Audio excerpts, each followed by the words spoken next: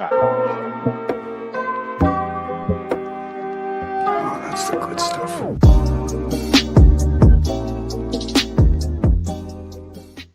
Welcome back, everybody, to Goodwill Podcasting with Connor, Dan, and Stone, your movie podcast that today is starting an epic journey. We have decided in 2025 that we will be discussing the entire Skywalker saga, with an asterisk there, because there might be another one in the future someday when Disney figures out their shit. But anyways, not going to talk about that. But today, we're going to discuss the prequel trilogy that George Lucas came out with in late 1990s, early 2000s. We're excited to do that. The Phantom Menace, the Attack of the Clones, Revenge of the Sith, you know the ones. But here's the thing. We're starting this today, and for the rest of the year, we know who our guest is going to be. Like, there's one person that we can bring on the pod to talk about Star Wars, guys. We at Goodwill Podcasting try to bring the best guests on, not only for the conversation, but for you, our audience, our 209 subscribers on YouTube. I'm just coming up with that. I don't look at it all the time, but here today we have Sean, Modern Mythos. He's going to learn the lore with us. He's going to glaze probably the Clone Wars TV show, and I'm ready for it. Welcome back to Goodwill Podcasting, my friend. That was quite the intro. Thank you, boys. Appreciate it. It's always fun yapping movies with you guys, short form, long form, DMs, whatever it is. It's always good to talk movies, and obviously Star Wars is like maybe my favorite thing ever, period. And I know a lot of you guys agree, so it's going to be fun. And revisiting the prequels, we will get into it, is a lot more fun than I thought it was going to be. So I'm excited to do this. Quick question, Sean. Were the prequels your introduction? I forget. I know you're a tiny bit younger, I think, or no? I think we're actually the same age. Were the prequels your introduction to Star Wars, or had you seen the originals before, or like what was that like for you? So my grandma, who I attribute to a lot of my like movie, I don't know, interest or whatever you want to call it, like she was very big into Star Wars and Star Trek, more so a Trekkie, which I never really got into. But basically, whenever I visited her, it was always VHSs on the TV, and she had the original trilogy, so I'd throw those on a lot. So I do think that the original trilogy, A New Hope, was my first introduction into Star Wars. But the prequels were obviously like more formative, you know what I mean? So it's like I was understood what it was and got the idea, I guess. And then the prequels come in, and like that was the obsession, obviously. So I don't know if I was obsessed with it before, but I was interested and I knew what it was. Understood. I say maybe a good introduction to this conversation for this entire year would be to talk about the current state of Star Wars. Maybe that'll be better to talk about when we talk about the sequels. But I was thinking about it, and you guys can maybe, clarify this for me, add some context to it. Is the only thing that is actually shot and like for sure coming out, including, well, I guess we have Andor as well. I just thought about Andor season 2. But the only thing is like Mandalorian and Grogu, right? That is like the only movie that's for sure coming out. They've obviously announced tons of films, but I feel like they always lose a writer, director, something happens. I think in April or June, they're going to start with the filming of the Rey movie. I think that was confirmed. Yeah. I mean, I think they lost their writer to that, if I'm not mistaken. I don't know if they got a new one yet. I don't know. I feel like that's been back and forth. I think definitely the only thing that's shot is Andor and is the Mando Grogu movie. And I imagine they'll probably do something animated in the meantime. Not that the whole fan base cares about that, but I think anything live action, it's concept if it's not Mando and Grogu, I think. I actually think they're also working on Tales of the Jedi Season 2. Yeah. But that's like an anthology series, right? Yeah, but that's a really good series. Yeah, but those how many episodes are there? It's like an hour and a half. Yeah, the longest episode is 14 minutes. Yeah. Come on, really? That's just sad. They're sick. I'm not saying they're not. I'm not saying it's not good content. They just can't. They can't figure out what they're like trying to do. They have no idea. They really don't know. And I don't know if the Mandalorian was, I believe, supposed to end after season 2. I believe. So now they're turning that storyline. And that makes me. I know I like shows that have a start and a finish. I love that. And when you're trying to come up with material and you're like, okay, from the business perspective, I think that they realize that that is the best thing they have going for them. So like, we got to make it into a movie kind of a thing. And it's kind of when like I'm worried about Thunderbolts as well. It's the Disney Plus, like the Marvels didn't do that well in the theater. You took a lot of Disney Plus elements and you added it to the, theatrical release. Thunderbolts will be the same way. We'll see how that is. Maybe Florence Pugh is a big enough star to drive some traction there. But yeah, I don't know how the Disney Plus movie in theaters is going to do. I don't know what you guys think. I think people are generally excited for Thunderbolts. Like I think I've seen more positivity about it than negativity. I wanted to say I think a Star Wars movie that will happen that I'm the most excited about is the James Mangold one, Dawn of the Jedi, which is going to be like 25,000 years before the original trilogy. I think that'll happen because I think they want to start something really fresh and have a new slate of time to work with. And I've said for a long time, just move way into the future or way into the past and start something else and see what that looks like, because I think that's what people would like, and there's a lot of cool stuff to do, and there's a lot of great characters and just things to dive into. I think Mangold's movie is going to really look at the Force and like where that came from and kind of the more religious aspects of it. I mean, there's a lot of different kind of religions smashed into the Force. I think like Zen Buddhism is one of the most prominent, but like looking at that and its inception, who doesn't like? I don't know. That seems really cool to me. And he's a good director, so I'm excited for that, and I think it will happen. He's talked about it being like a religious epic, like Ben-Hur or the Ten Commandments, if you've seen those. Like, which everything about that sounds cool to me. So, and how cool would that be? Like with like kind of the dichotomy with like religion versus like the politics aspect of like the prequels and to the original trilogy to like, I don't know. I feel like that'd be really cool. Be like, hey, we've done the politics angle, we've done the pulling the strings angle, we've done the big bad angle. Like, let's do the religious allegory type stuff. I think that'd be really cool. Yeah, what I was talking about yesterday with that video was the new. It's very funny. The new Star Wars movies are literally the least political Star Wars movies by far. So I think if you can make something like that, Sean, and actually address religion or maybe politics a little bit more, but like, I think Star Wars is at its best doing that. I think Andor was kind of a return to a more political Star Wars, and it was good. So yeah, that's what I'm excited for. I feel like all four of us would agree that I'm kind of over the Skywalker saga as much as I do love, Star Wars. I'm with you, Dan, that's probably my most excited project coming up, just because for a while I've been saying, can we go back like 10,000 years and learn the lore? Yeah. Like everybody's got to learn the lore. Spread the love, learn the lore. I'm looking at IMDb, and I guess what makes me depressed is I just like, we know that so many movies have been announced, and I hope that Mangold's does happen, but it looks like he's currently working on another movie before that one, and it's called Crenshaw. Never heard of it, but I was also thinking, is he still doing Swamp Thing? Like thinking about doing a Swamp Thing movie for James Gunn as well? No?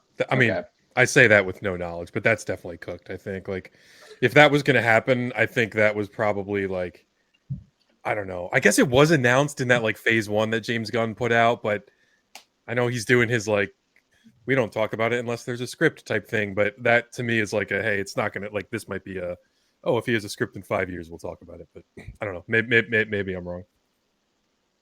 Yeah, and I feel like this movie will come in the next like 3 to 5 years. Like I don't think it's like around the corner, but I do think it will happen. I mean, they thought they had something crazy with this whole like they're like Stone, you said earlier, with like this is their best thing, so they're trying to, I don't know if milk it is the right word, because I think people genuinely love it, and it seems like there's not too much shit around the whole Mandalorian spin-offs, whatever. Like I think it was an acceptable amount of stuff, but they've like, I think the problem is like they've been reworking so many things from like, oh, this is what we were gonna do. Now we found new ideas, or people liked this character, so let's do a spin-off, and like let's do this, and let's turn it into a movie now, and actually let's cancel these and let's move this up. Like that's where shit gets muddy. I think it's not like the content itself, it's like the evolving as we go. I think that's a dangerous walk of life sometimes. I didn't. I watched Mandalorian season 1 and 2. I didn't watch season 3 though, and I heard some questionable things about that. I don't know if what you I because was you not said a fan. the content isn't too bad. Like, what did you think about season 3? Uh I mean, when I say the content isn't too bad, I mean like there's not too much content of it. Like they didn't like go ballistic. It's not like it's slightly different than Skywalker Saga. So it's not like there's like 50 projects all about that world. So there's like a handful where I was like, okay, I'm still interested in this like time period, even if it is like slightly after some of the movies. But yeah, season 3 was not like I watched it because I'm a Star Wars nerd and like I'm in love with the universe, and any new piece of information is fun for me. But like if you watch season 1 and season 2, even how they're shot and how they're treated, like, and then you watch season 3, it's like, what show is this? And like some episodes hit, right? But like some of them were, it's not even like the Jack Black Lizzo nonsense. It's not even those. It's like even the normal episodes, like writing feels weird. It feels like they didn't have enough to do. It feels like they changed the story kind of last minute. They did some of the weird, like, I don't know, Grogu shit would popped up instead of being at the end of, or being, introduced back in Mandalorian. It was introduced in like one episode of Book of Boba Fett. Like they were just some shit that just didn't line up. And you could obviously tell some stuff was going on behind the scenes. So didn't love that, but I'll watch any new Star Wars, just, consume and repeat. Yeah, and I don't know if this is just like rumor or hearsay, but I heard that Jon Favreau actually wanted Grogu to just like forever stay away with Luke Skywalker at the end of season 2. And then Disney stepped in and was like, no, he sells a lot. Yep. Look behind Sean right there. Bro, the amount of Grogu's in my house, like my mother-in-law, like she buys so much Grogu stuff and like we eat it up. It's great. Like ornaments and shit, whatever. And I think there's a lot of smoke to that fire, Connor, because I read, and like when season 3 came out, I was so confused. Like everyone was so confused with Book of Boba Fett and season 3. It's like, what the fuck happened? Like you just took over the world with Mandalorian season 1 and 2. Like you just had Luke Skywalker come in and like take this new Jedi off in this era we don't know about, and like this epic journey of this Mandalorian like was realized, and now they're starting this, like we're like, oh, he's gonna go do the whole Mandalore thing, like he's gonna be that, like, and now there's gonna be a battle with Bo-Katan, and like that was a whole crazy thing for like animated fans, and then they just kind of didn't do any of it, and it's just like you could and there was a lot of like interviews back then. I remember when I was stalking that information about like, yeah, Jon Favreau, this and that, and Jon Favreau, this, like you could tell that he was so fucking pissed. And Filoni's probably more of the, like yes man, like he's the Star Wars nerd in the room, like he knows it, and I love his animated stuff, and I love Mando and some of his ideas, but I think like Favreau is the filmmaker in there, and like he was not rocking with, like he's got a little more pull in that aspect. So I'm hoping the movie, they're doing what they at least ultimately wanted to do. So I don't know, we'll see. Yeah, sounds good. I mean, I don't know. Like, do you think you said your mother-in-law is the one that collects all the Grogu stuff? For me, yeah, she For gives. you? Yeah, it's like anytime there's like a gift giving opportunity, it's like there's some piece of Grogu is going to be attached to it. So let me ask you this: do you think she'll go watch the movie? No, Because she'll see it. She'll like. I think like general population, even people who have like a Star Wars interest, but like aren't podcasting about Star Wars, like I think if they don't go to the movies to see it, because I know people that like love shit, that just like love their like IP, but they won't go see it in theaters just because they really don't like movie theaters. Like there's still a lot of people like that, as we know. I think people will always watch it on TV, but when it comes out to streaming. But I think any Star Wars in the theaters, man, it's gonna bang. Like it could be anything, and people love Mando. And if the first trailer comes out and it looks like that kind of westerny, like I don't know, world's romping adventure, like mixing in some interesting shit. I don't know really what the villain direction is going to be, but that could explode again. It could be a whole nother Force Awakens. Like, oh my God, we're so excited for this again. Like maybe not to that level because we hadn't seen it in a while, but yeah, I think Star Wars, no matter what the cure, if Star Wars needs a cure, I think the cure is just less TV, more theaters, and more animated content, because I'm selfishly an animated psychopath. I guess I'm curious because I feel like Star Wars itself, especially the theatrical releases, I feel like they kind of have to be synonymous with like Jedi. Like I don't think Andor could work in the theater. Like I think people wouldn't like that at all. but obviously the Mandalorian isn't a Jedi, so I'm curious. I think probably the villain is going to be, a Force user somehow. I'm curious how people can. Obviously, they've watched the Disney Plus show and they might be in for that, but still, it's a movie. It's a little bit different. I mean, we've That's already one thing I seen think that about. a little bit with Rogue One, right? I Yeah, don't that's know. Oh what I was shit! gonna Yeah, say. you're right. I don't know I if didn't think Connor, about it. you were going to go in that direction. I saw you eager to jump Yeah, in, but that's I exactly think, where I was yeah, going. like we went in that direction before. I don't know how Sure. it did box office wise compared. Yeah, it's not like, a Jedi holding a lightsaber, but I think it did well. Like a lot of people really love that movie. Solo too, but I think Solo didn't do very well. Solo did not do well. I know that one for sure. Well, and I mean, I think that's more so. I think it's a difficult. Like, it made $400 million. Like, it did Yeah. well. They spent too much money making it. Like, that's Yeah, that's Rogue. Oh, sorry. Rogue One made $1 billion. So like, Yeah. I don't think you need a Jedi. I think it's just like making it look compelling. I think people were excited for Rogue One because of the story. It was a story that was interesting to people and should have been told. And I think they marketed really well. I think the trailers were good. Something like Solo, they just never should have spent as much money making it as they did. But yeah, I mean, think if there's anything that like I've like anything that's taught me about like going back and seeing like older movies in theaters now that theaters seem to be doing that more often, especially seeing Phantom Menace in the re-release earlier last year. Like Star Wars fits on the big screen, man. Like when that title crawl comes in and the music hits, like no matter how ass the movie might actually be at its core, that's a fucking movie theater movie. You know what I mean? So like that'll always get people like that, like that. Like it could be pitch black, whatever it is. It could be nonsense after it, but it feels like an event. And if they nail that, like when that first trailer comes out and whatever their strategy is going to be, I think it'll make $2 billion. Like it just has to be like there's real potential, I think, for that. So speaking of the Phantom Menace, we can maybe start talking about that if you guys want to. I had a interesting question for you all though. On this rewatch and doing research for this episode, I found something out that I've never really noticed before is the fact that these movies, and you guys probably did, but I don't think people had a big issue with it, which is what I'm getting to, is that these movies changed something very, very significant about the original trilogy, like something key to those movies. And I've never heard anybody complain about it. And it's the fact that, and I don't think we need to recap any of these movies. If you're listening to this podcast, we probably won't do that just because we feel like everyone's watched them. But it's the fact that they do this whole thing with Anakin being the chosen one. And that kind of, in a weird way, I think takes away from Darth Vader, sacrificing himself to save Luke in a weird way, because he was like destined to do this rather than a father protecting a son. Now you can also see it in that area as well. But I've never heard anybody complain about the fact that that's a huge change that carries on into the original trilogy that they made here, that George Lucas made here. And everyone's like, sure, yeah, he's the chosen one. Sounds great to me. Well, I'll argue with you a little on that, is because, he's supposed to bring balance to the Force. That's how the prophecy goes. And I want to say it's in episode 2 or 3. You guys can refresh my memory, but Yoda says perhaps misread the prophecy was.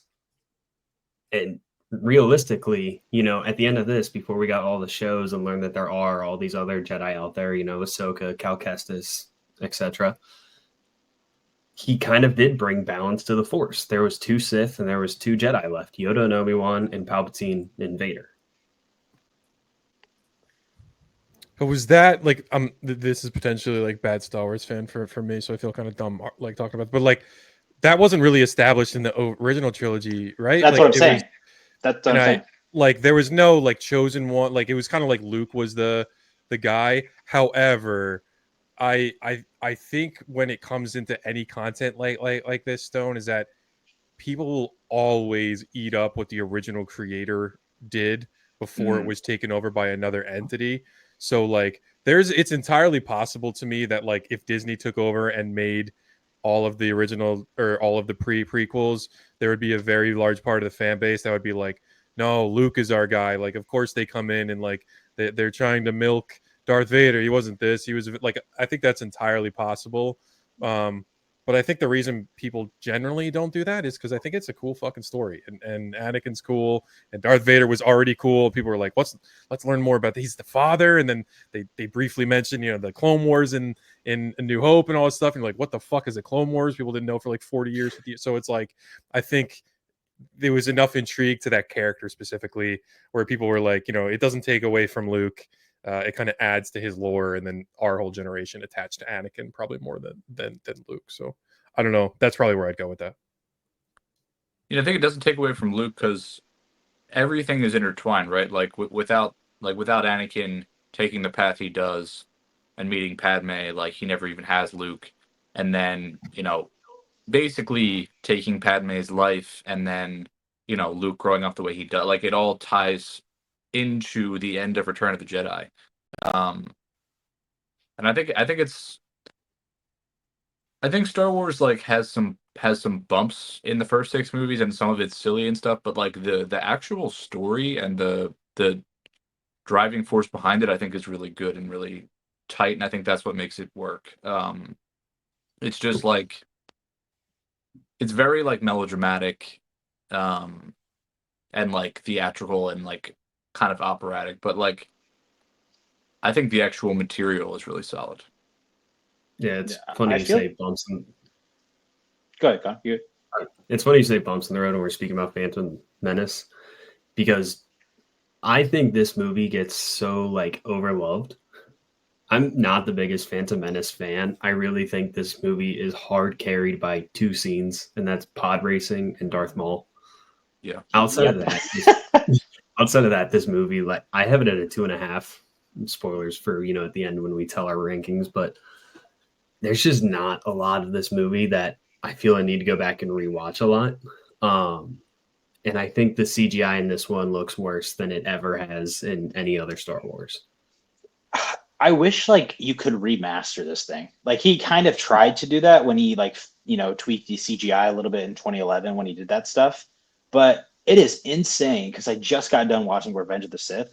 How much in the span of 6 years CGI improved? Like Revenge of the Sith looks good. It looks really good. And I think that if this movie was just made 5 or 6 years later, like people, obviously there's way more flaws than just the way it looks. People would like it a lot more, honestly. And I applaud. I mean, the thing is, George Lucas has so many big ideas. Like we all know that. He has so many big ideas.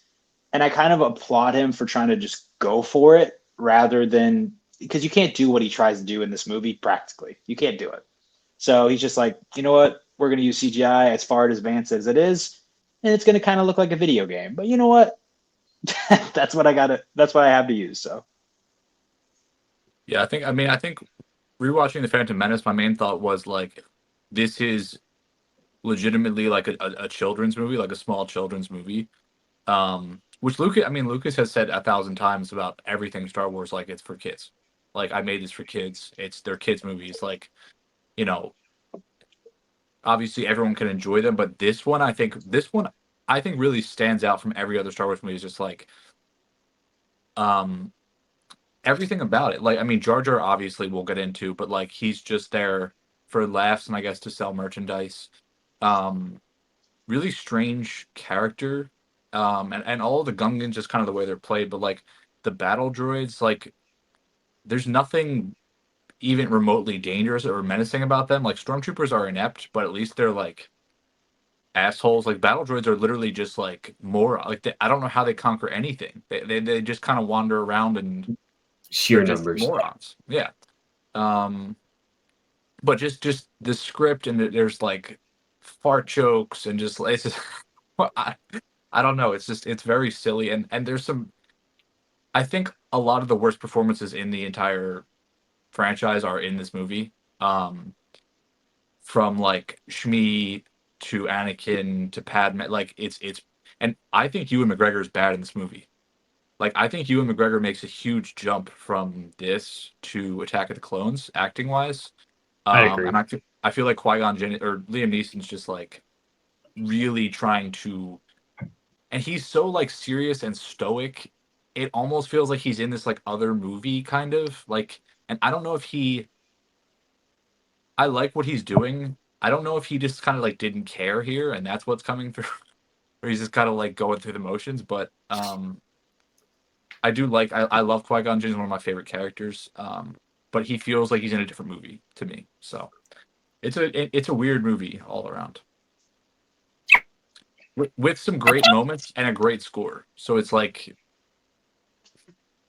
I was gonna jump in and be like, hey, Dan, when you were talking, like it's like stormtroopers were kind of scary. The battle droids are just like a whole other, like they're just comedic relief at this point. Like not super fun in my opinion. And B, I really wish Qui-Gon was kind of in Attack of the Clones instead with the tone of that movie. And not to jump ahead at all, but I think like when you were saying like, oh, he kind of felt like he was in a, I don't know, different project or just on a different level. Like I think I wish, I don't know, it matched his tone a little bit more. And I agree. Like I think in my Letterboxd review, like 70%, if not more, of this movie was really bad, and it's like tough to like rewatch. Like it's super kid movie. It's super, I don't know, like hey, like I don't know. Like you said, it really felt like they were trying to touch a different demographic than A New Hope, which is totally fine. But then the other two movies don't feel that way. So like I don't know if they were trying to do the growing up with the audience thing, but yeah, it did. I don't know. This one did not hit as well as I hoped it would. I don't think the story makes sense with when it comes to it being a kids movie. I mean, obviously there's childish jokes and a looming Jar Jar in every single scene, but everything with like there's so much politics in this. I mean, as a kid, that wasn't my cup of tea. I wasn't really excited to hear about all that stuff. It confused me just a little bit. So I feel like what everything that's happening with Naboo and the Trade Federation, all those talks about negotiations, that doesn't align with a children's movie for me. So I get everything that you guys are saying, and George as well. Like this is why I made Jar Jar, but that's a main part of these movies. That doesn't line up. I mean, yeah, but but look there's back still, at our, Disney episode when we talked about early Disney animation, how there was always like an overshadowing bigger message that they discussed. Maybe not as heavily as they're discussing right here. Yeah, this isn't like an overshadowing. They're like literally talking about the Senate, who's the chancellor. I think it kind of gets over like represented as to like this story isn't complicated, right? Like what's happening politically here isn't complicated at all. So I feel like people kind of think that about this, but there's literally just a blockade because they don't want to pay taxes, so they blockade Naboo, and then Amidala goes to the Senate and is like, "Can you help us?" The Senate says no. Palpatine is manipulating both sides, and he basically uses all this to get Valorum out of his position and basically consolidate power. But it's I don't think it's like a complicated political story. But explaining that to a child? But kids don't like I don't think kids really need to know. Like kids don't care really. That's the thing though. Like there's significant portions of this movie where kids will not care about it. And I think that's a major flaw in it. Yeah, but kids aren't going to care about every part of a movie. Like, you have nieces and nephews and kids and whatever, and like they'll just watch like the same part of a fucking movie for 30 straight hours. So it's like I think it is like maybe like I think you're right. Like when you like there is a ton of political conversation and like straight one-to-one dialogue, exposition dumping type shit. Which like I think is interesting now as like a 31-year-old, but I think it like that's kind of where kids tune out, and then they're like, "Oh, Jar Jar, funny." And that's why he's in way more scenes than maybe he should be. And like, oh, lightsabers are cool, and giant fish monster in the scene. Like, you know what I mean? Like, there's enough outside of that, but it is you're right. It's not full kiddish where it's like everything is in there to appeal to a child, but I think there is way more in there for a child than there is for like an adult. And it's funny, it's like normally those movies will like lace things in there for adults to be like, oh, you can grab onto this too, and that's normally the sign of like a great family movie, whatever. But like adults don't really want to sit there and listen to like two trade confederation representatives yap about the trade blockages and planets, and it's funny. It's cool setup for like the general story, but and adding on to that too, Stone and Dan, I imagine, are the same way as we are, but like we grew up watching Star Wars. And so Lucas probably saw the popularity, A New Hope still had 20 years later when this did come out. So you're growing up with it. So you might not have understood it as a kid, but as you grow up with it, you're going to understand and maybe appreciate the politics more. Oh, 100%. I think that anybody who has now grown up since watching the original trilogy as a kid probably found those portions really fascinating because you have a completely different galaxy than you did in a New Hope and Empire Strikes Back and all that. It's really fascinating. But then you have Jar Jar, and everyone's like, "What the fuck is going on here? Why is he here?" And then George, because we didn't really like thinking back. Did we ever have a character really like that in the original trilogy? Someone who was really just comedic relief. I was gonna say it used to be a droid. Like it was always droids, and normally, and I think even after Jar Jar, they went back to doing it with droids. Like even in the animated stuff, like like some of the weird animated stuff, like they'll get some like wacky characters that would never work in live action, but like for like one-off episodes. But it was always droids, and I think that comedy or that whatever always works with droids. And the Jar Jar just they were like, let's do another 3PO thing, and holy shit, did it not work. Yeah. Thank God it wasn't Michael Jackson, though. That's all I gotta say. That was wild. I didn't know that. I swear to God, I thought I was like getting, it was obviously came out way before this, but it was one of those like disbussing film scenarios. I'm like, there's no way this is like a real headline, right? That, so and so wanted to, was begging for this role or whatever the case may be. There's some funny, I think funny lore to be learned. I think he knew Lucas from, I want to say from like they worked on a music video together or something. Don't quote me there, but I'm fairly sure. And he was very keen on it, but like it would have been like makeup and prosthetics. It would have been weird, like weird shit. Does that mean we would have got Jar Jar singing? I don't think so, but his voice would have been. I was thinking the voice wouldn't have been that like it's high pitched. Like it would have. I don't know, Gungan, I guess. My wife wanted me to ask everyone on this podcast and everyone listening, who is the worst character, 3PO or Jar Jar? 3PO is barely in this movie. No, just in general. Oh, just in general? Jar Jar by far. Jar Jar, yeah, Darth Jar Jar. I mean, he's the one that causes everything to happen. On the same page. I see.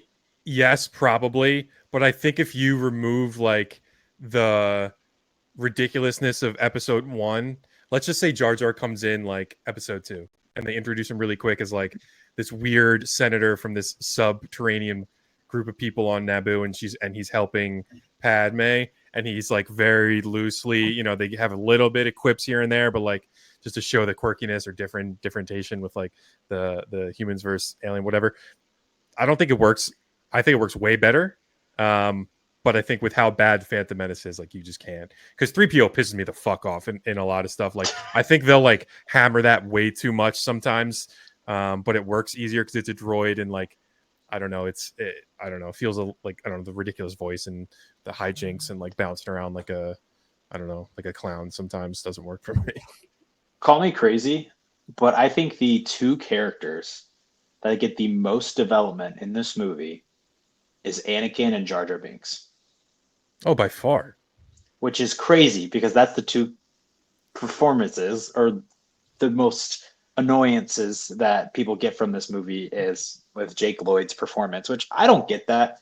He's a child. I've never been bothered by Jake Lloyd's performance. Speaking of which, I saw a headline yesterday that he's doing really a lot better with his schizophrenia, and actually Star Wars fans have like helped him with that and like encouraged him. So I think that's super sick. But yeah, the two of them is like Obi-Wan and Qui-Gon are like cardboard in this, which is a big flaw.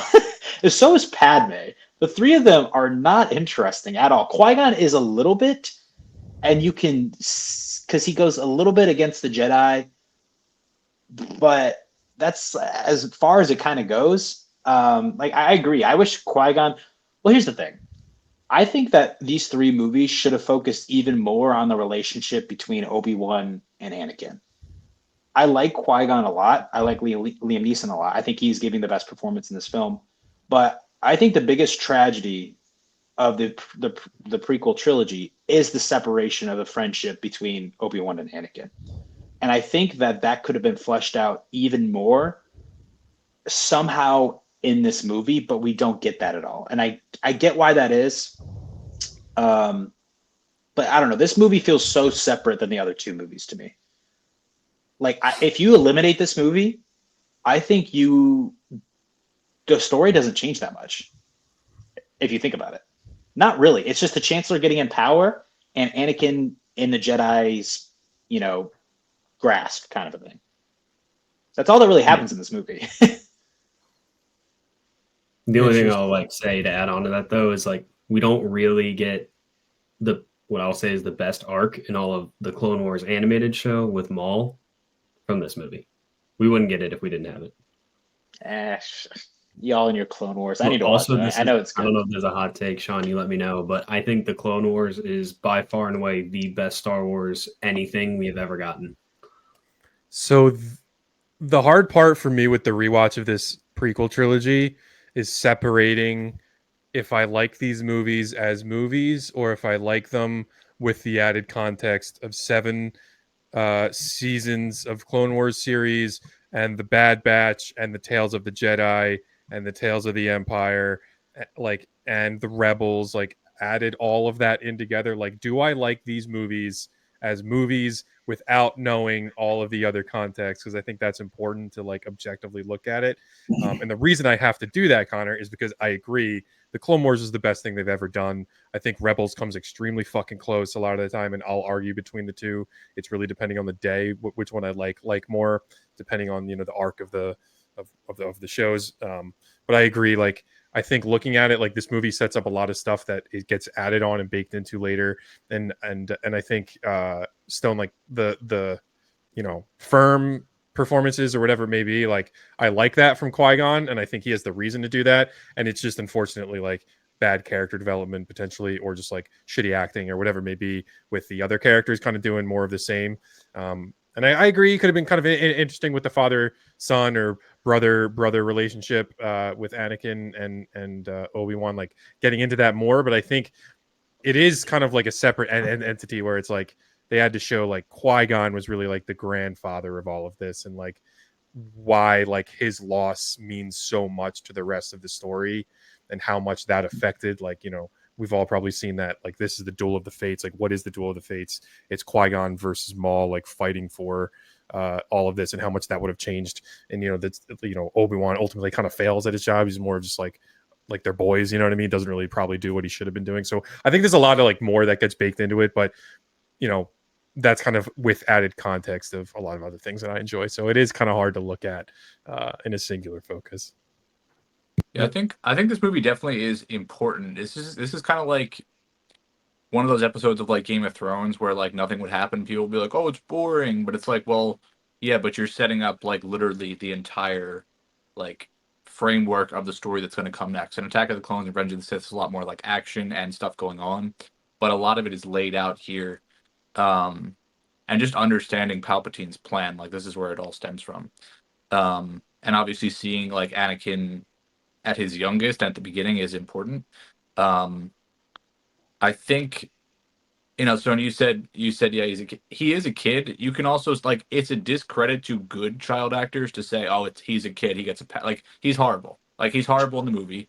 Does that mean he's a bad person? Does that mean he never should act? It doesn't mean anything about him except this is a bad performance. The script is also horrible. The woman playing his mother is horrible in this. And it's those scenes of them on Tatooine are just really hard to get through. I mean, Watto is just also annoying as fuck, and another racist caricature, which we didn't talk about with Jar Jar, but I don't know what they were doing, but I don't know.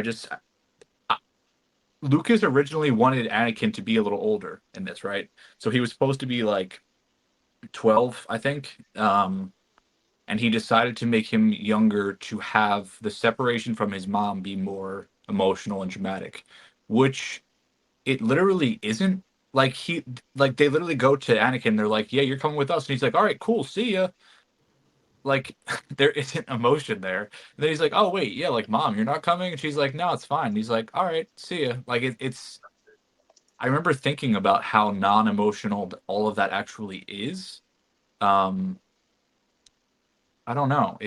I don't think it was a good choice, and I think if you had someone that was a little older, and it was a lot of pressure on this kid, right? It's a huge role, and I just think maybe it would have been better for a little bit older actor. That's just how I feel, though. That's crazy. I don't know why. I would say I've always thought that Natalie Portman was so much older than him. I don't know why I've always thought that. I guess because she's a queen. That's my I think like. there's like a 10-year difference. No, I mean, yeah, because he's 9 years old, but Natalie Portman was still just like 16 or 17 when they filmed this. She was super young. I guess the reason why I've always believed that she was older because he's 9. she was queen. I know. I thought she was an adult. She wasn't an adult at least. And if he was 12, 16, that wouldn't have been as bad. Yeah. What's super funny to me though about Dan talking about how they were like, yeah, you're gonna come with us now, is the fact that they're like, yeah, we freed you as a slave. Call me master. That's the Jedi way. Don't It's question so the Jedi way, bro. Come on. Yeah. Sean. I did want to add before moving on. I like the Shmi and Qui-Gon conversation. I don't know if there's more than one or two. Like I don't disagree that she's not great, but I think like she with Qui-Gon has way more interesting like even nuances than she does with her own son. And like when she's kind of realizing what's happening, like I did appreciate some of this, like I don't know if you want to call it stoicism from her too, but this like, you know, kind of just stepping away, being like, I can't provide. Like, I know that this like magical wizard is just coming in, and like I've known it for his 9 years of being alive. He fucking came from nothing. He's a miracle. He is like a whiz kid, and now he's like someone magical is telling me he's magical. Like, I'm just a slave on this planet. Like, I accept this. And like, I think they had like there's like an interesting conversation where they're like, she's like, you legit? And he's like, yeah, he's legit. And like, you just kind of like feel it a little bit differently. But then I don't disagree that like, if that was the intent of like, oh, we want this to show like a ripping from, him being devastated, being away from his mom, or her being devastated that he's like a young child instead of like, a kid ready to go to school or whatever, that doesn't hit. Cause yeah, he's just fucking stoked to do. He's like, yeah, I'm gonna go get a lightsaber. Like, let's go, bro. Like, he's like, all right, mom, see ya. And like, I think like they whiffed on the intent. If it was like, it's also the opposite of that. It's like, oh, this young kid doesn't get what's happening yet. And like, oh, I'll be able to come back and see you at some point. Like, they say maybe not, but yeah, I'll figure that out. Like whether if he was older, it'd be like, wait, like that's not going to happen. You know what I mean? So like, I don't know. There's a lot of Tusken Raiders around here. Yeah. When I was 9, I might have traded my mom for a lightsaber, if I'm being honest. Yeah, bro. I mean, like, you're 9 years old. Like, that dude is fired up. He lives on a desert planet. Like, you're telling him he gets in his stuff. Like, that's like, it's almost a completely opposite effect of what maybe they wanted to happen, which maybe works for some people, maybe doesn't. But yeah. I also wanted to say, the pod racing sequence here, like, it's so disgustingly good. And it's just this ridiculously good long scene in the middle of this like kind of slog of a movie, and it just like wakes you up. I think they used F1 cars for a lot of the audio, and they mixed it in with like some type of air blowing thing. I forget what it was, but the sound design is wildly good, and I love that each pod has its own sound. Each pod has its own really distinct design. I remember there was a video game growing up. There was a pod racing game that was awesome. You could like build your own pod. I had that. Yeah, it was sick. I played on GameCube.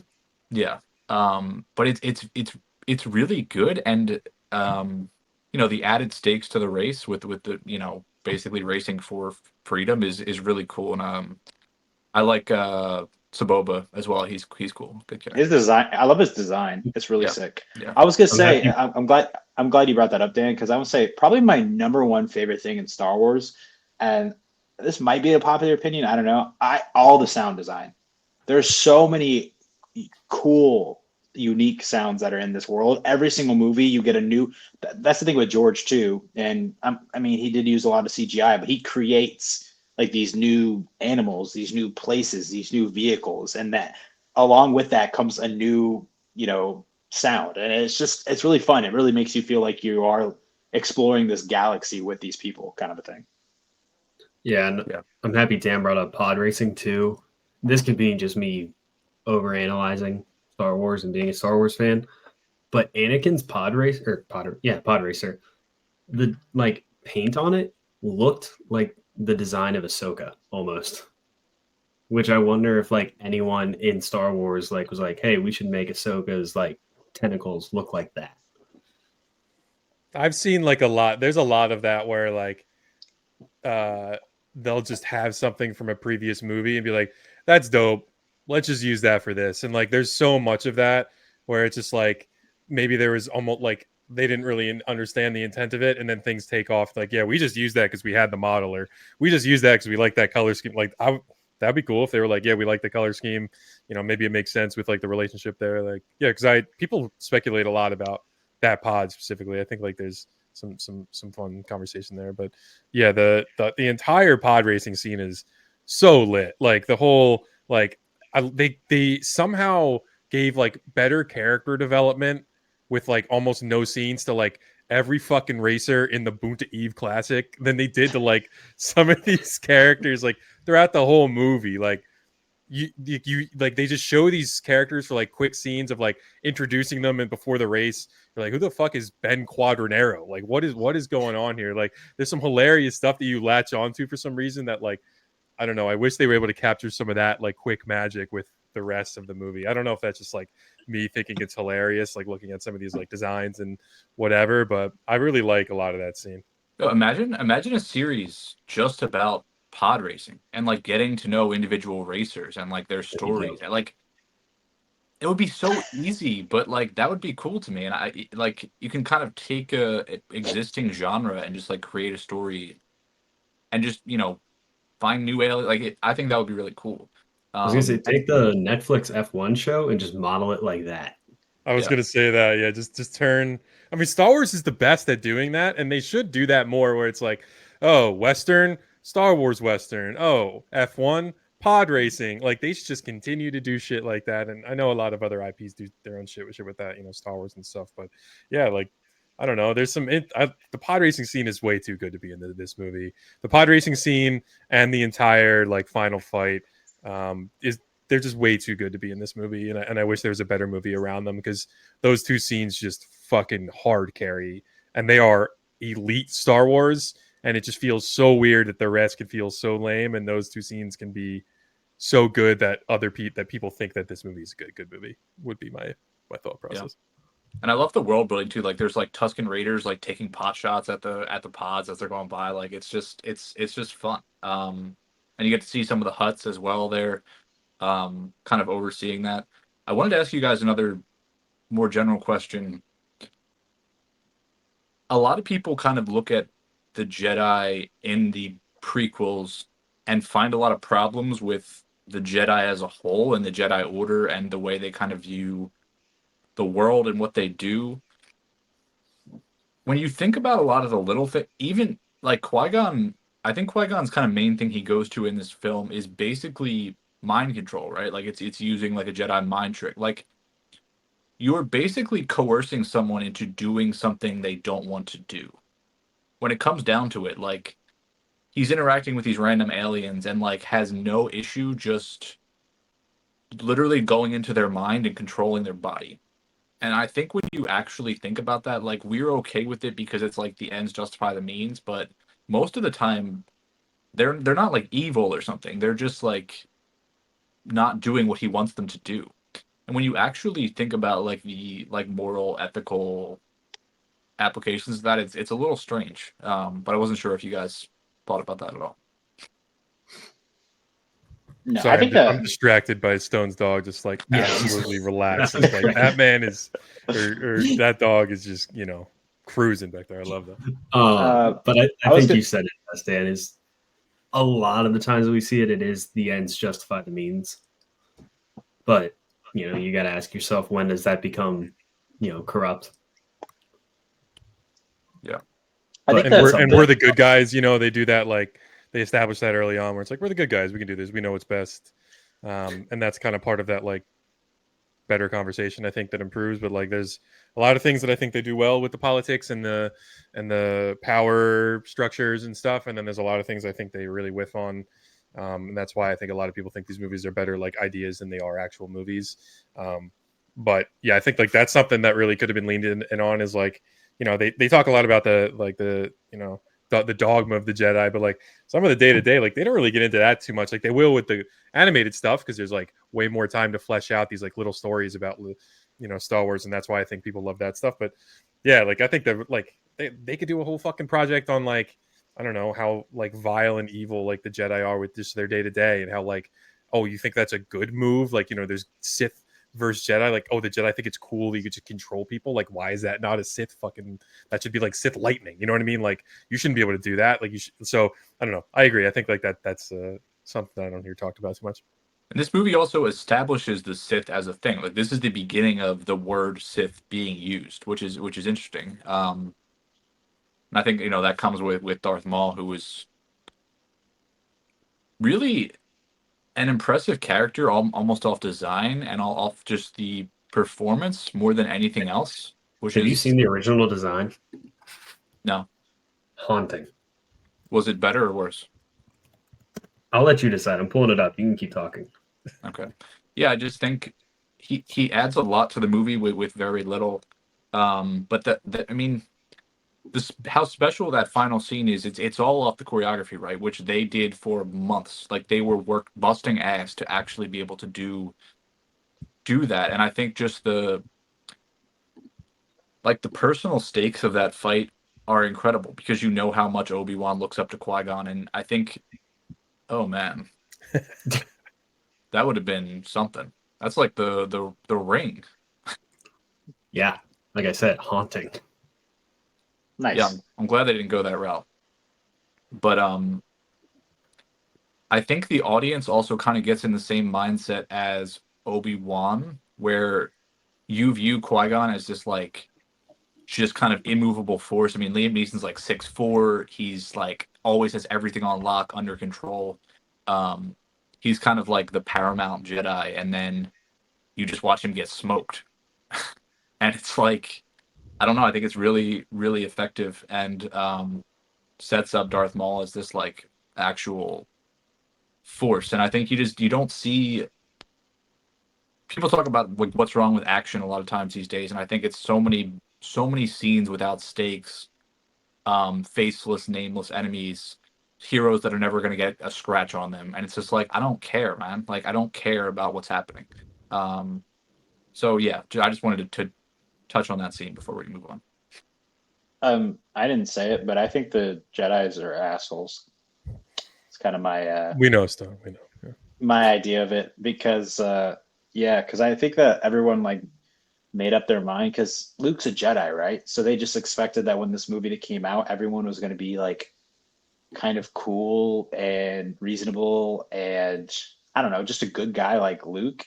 And I mean, the guy, they're not only assholes, but they're dumb because I think that their rules that they've set up for themselves is what allows their downfall to happen. Because their whole thing is that they're not allowed to fear. Fear leads to anger. Anger leads to hate. Hate leads to suffering, right?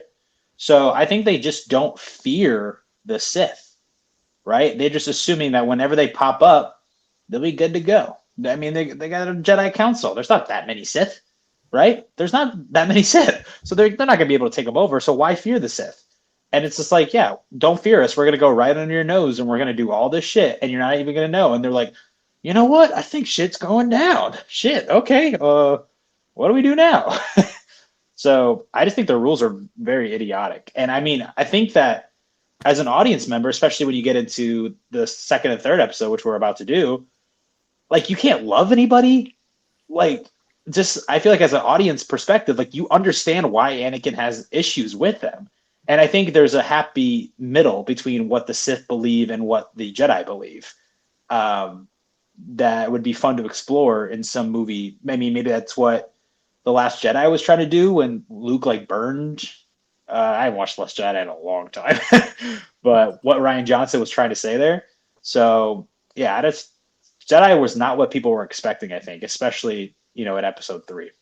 I think you could latch on to Obi-Wan there. Like, I think like he is your entry point into that because like he knows, like he learned from Qui-Gon. Qui-Gon is like everyone knows, like he is the like he disagrees with the council. They say that all the time. You get a lot of that conversation, and so he learned from him. And then he's like the layman, right? Like not in what he does, but in in like he's like, I get it. He's the Everman. He's like, guys, I get it. He's like the middleman with Anakin, with the council. Like he knows they're being ridiculous. He knows Anakin's over emotional, but he's trying to manage everything together.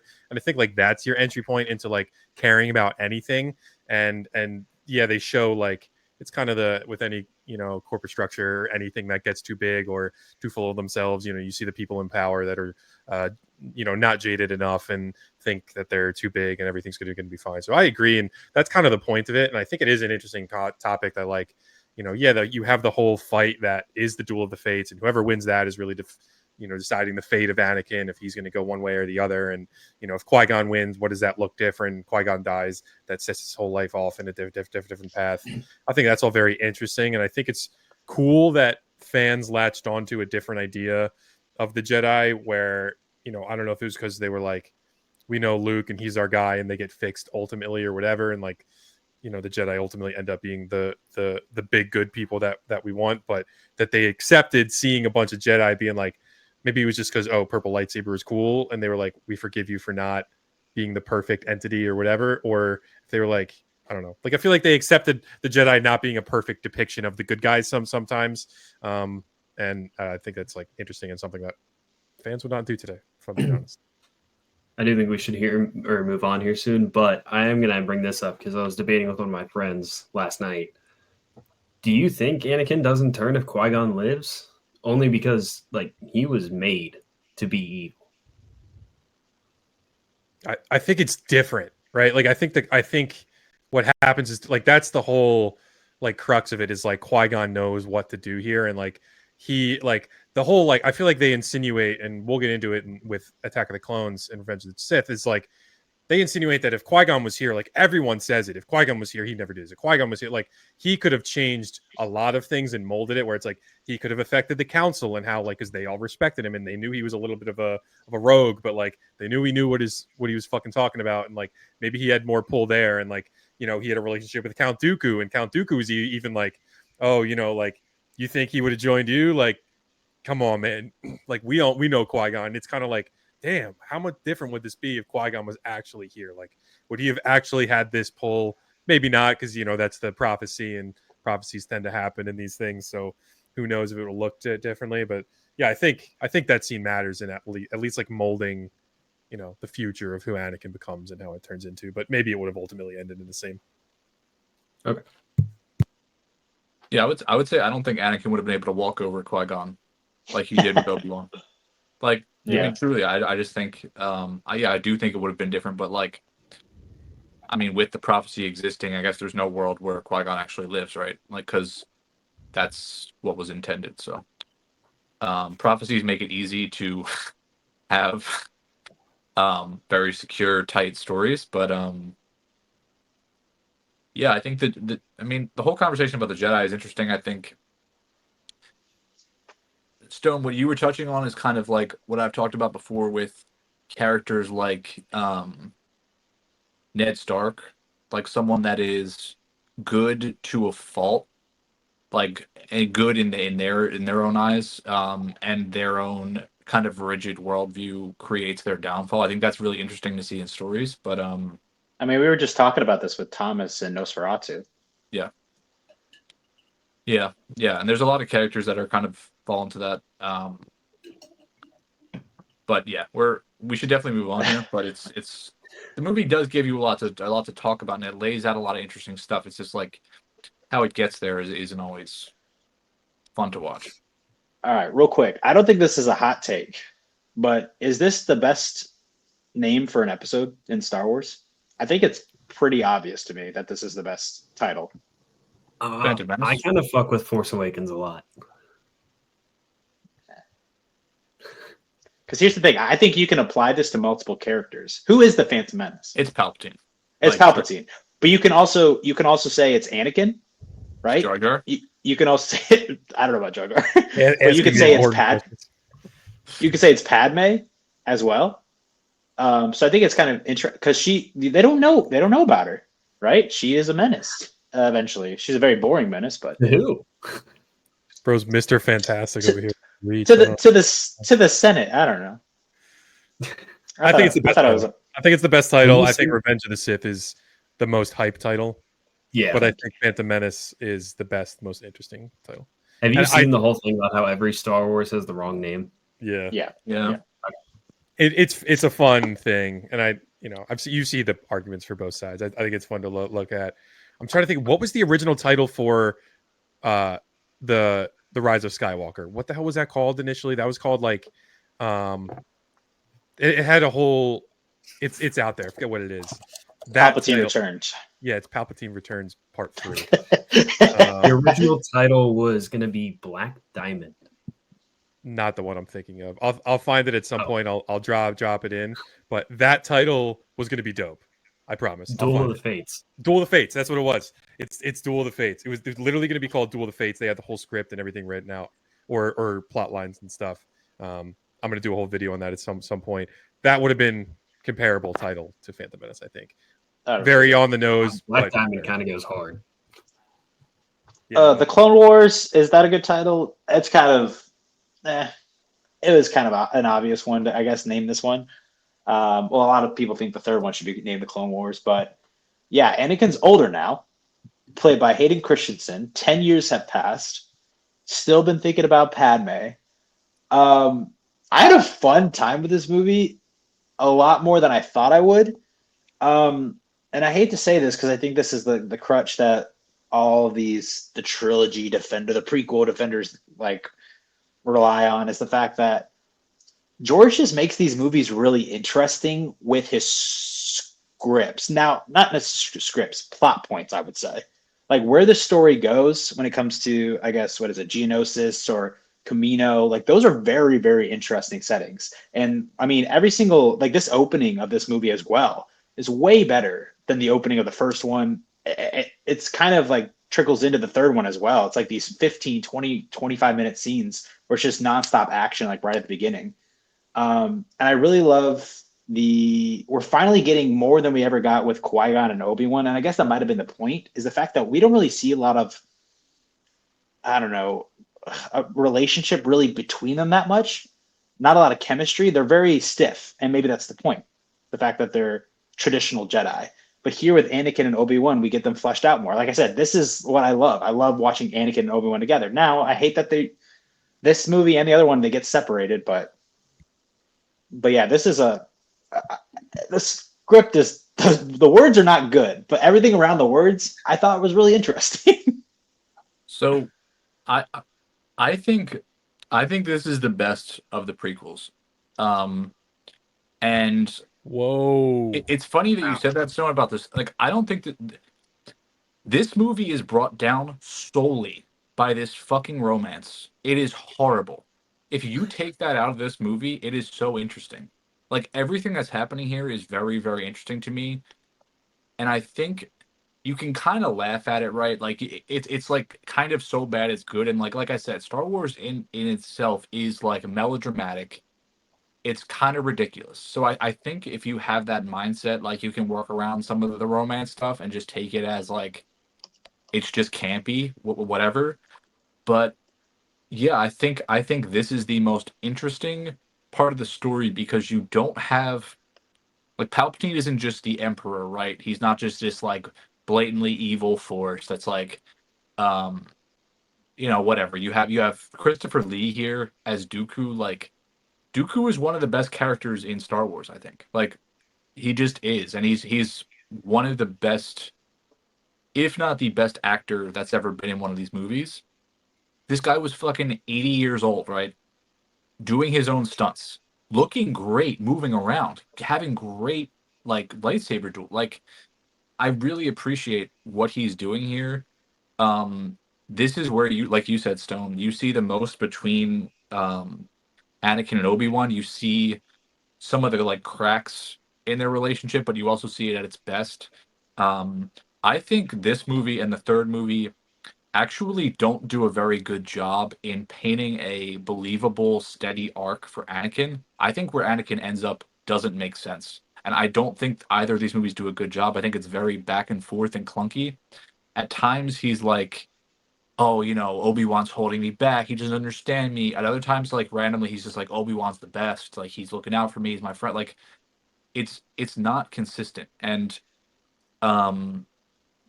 you have kind of these big moments for Anakin, like in this movie, it's the slaughter of the Tusken Raiders, right after his mom dies.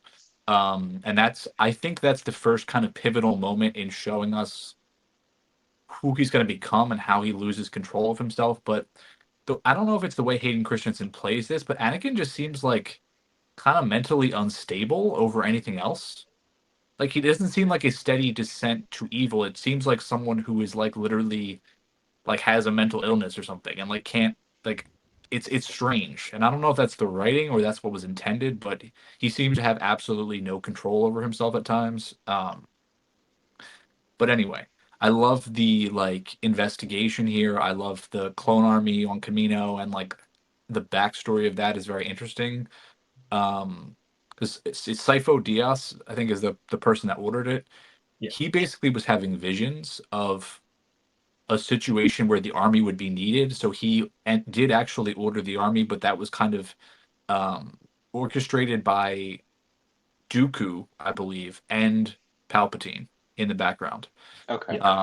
So I don't know. I think this Such is a all cool plot line, bro. Like Yeah. that is so dope to me. Like going back and seeing this movie, like not the that Sifo Dyas and how that gets interlaid in there, and like did Palpatine like drop in the visions to him, because we know like that's kind of been alluded to, like Palpatine doing everything with the Force and shit. Like I love that plot line. Something I want to ask you guys is Palpatine. Speaking of what you just said, I think, and I don't know if this is confirmed or not, but Palpatine puts the visions of Padme dying into Anakin's head, right? Yeah. Okay. Which is so evil because he literally built everything he does to Anakin off you can save Padme if you gain this amount of power. If you do this for me, I'll help you basically be able to save her life. And then the rug is obviously pulled at the end.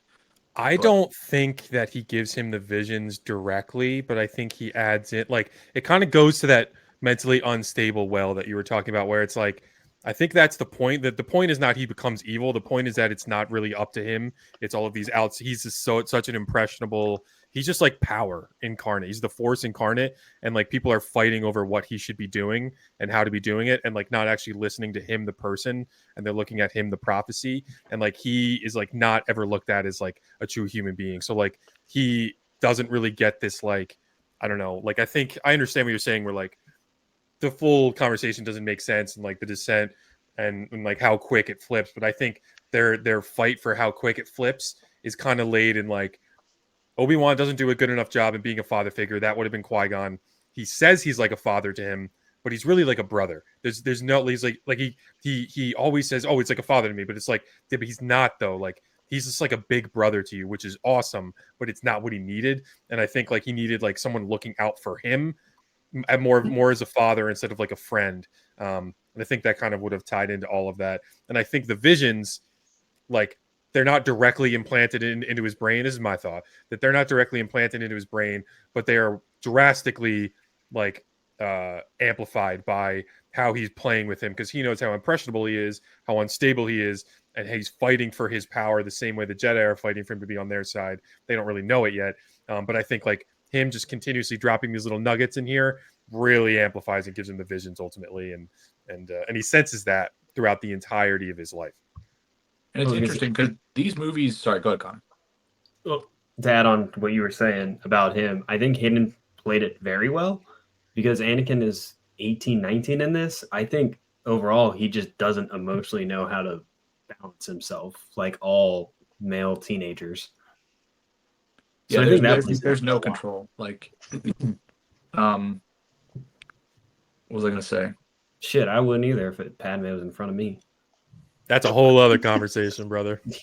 Something about that Battle of Geonosis outfit changed my brain's chemistry. The awakening with Attack of the Clones is different.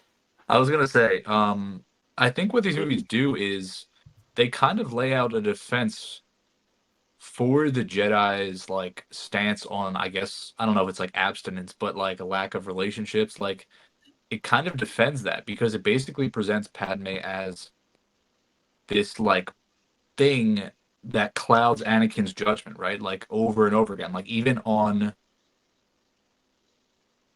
it's in this movie, I believe, where they're flying after Dooku and Padme falls out of the like troop transport. and Anakin's like, yo, stop, we have to help her. And there's a pretty good back and forth there where Obi-Wan's like, dude, what are you talking about? Like, and he says to him, you know, what do you think Padme would do? Which I think is interesting. But he says she would keep going. But it basically lays out a defense and says that, like, you know, having this relationship opens you up to like weaknesses and to valuing love over the cause or over your mission. I think that's interesting because we were talking earlier a little bit and basically saying, like, you know, why isn't that allowed, and would it not allow them to be a little more like human and in touch with things if they could have relationships? And I think, like, there's an interesting conversation there that goes into like clergy, and you wonder, like, why can they not actually have wives or husbands? It's like, and you know, I that's a whole nother conversation, but um I think it's kind of the same thing in that, and it's, but the movies ultimately make the point that it is a negative thing for Anakin. But is that just because Anakin can't control himself, or is that across the board?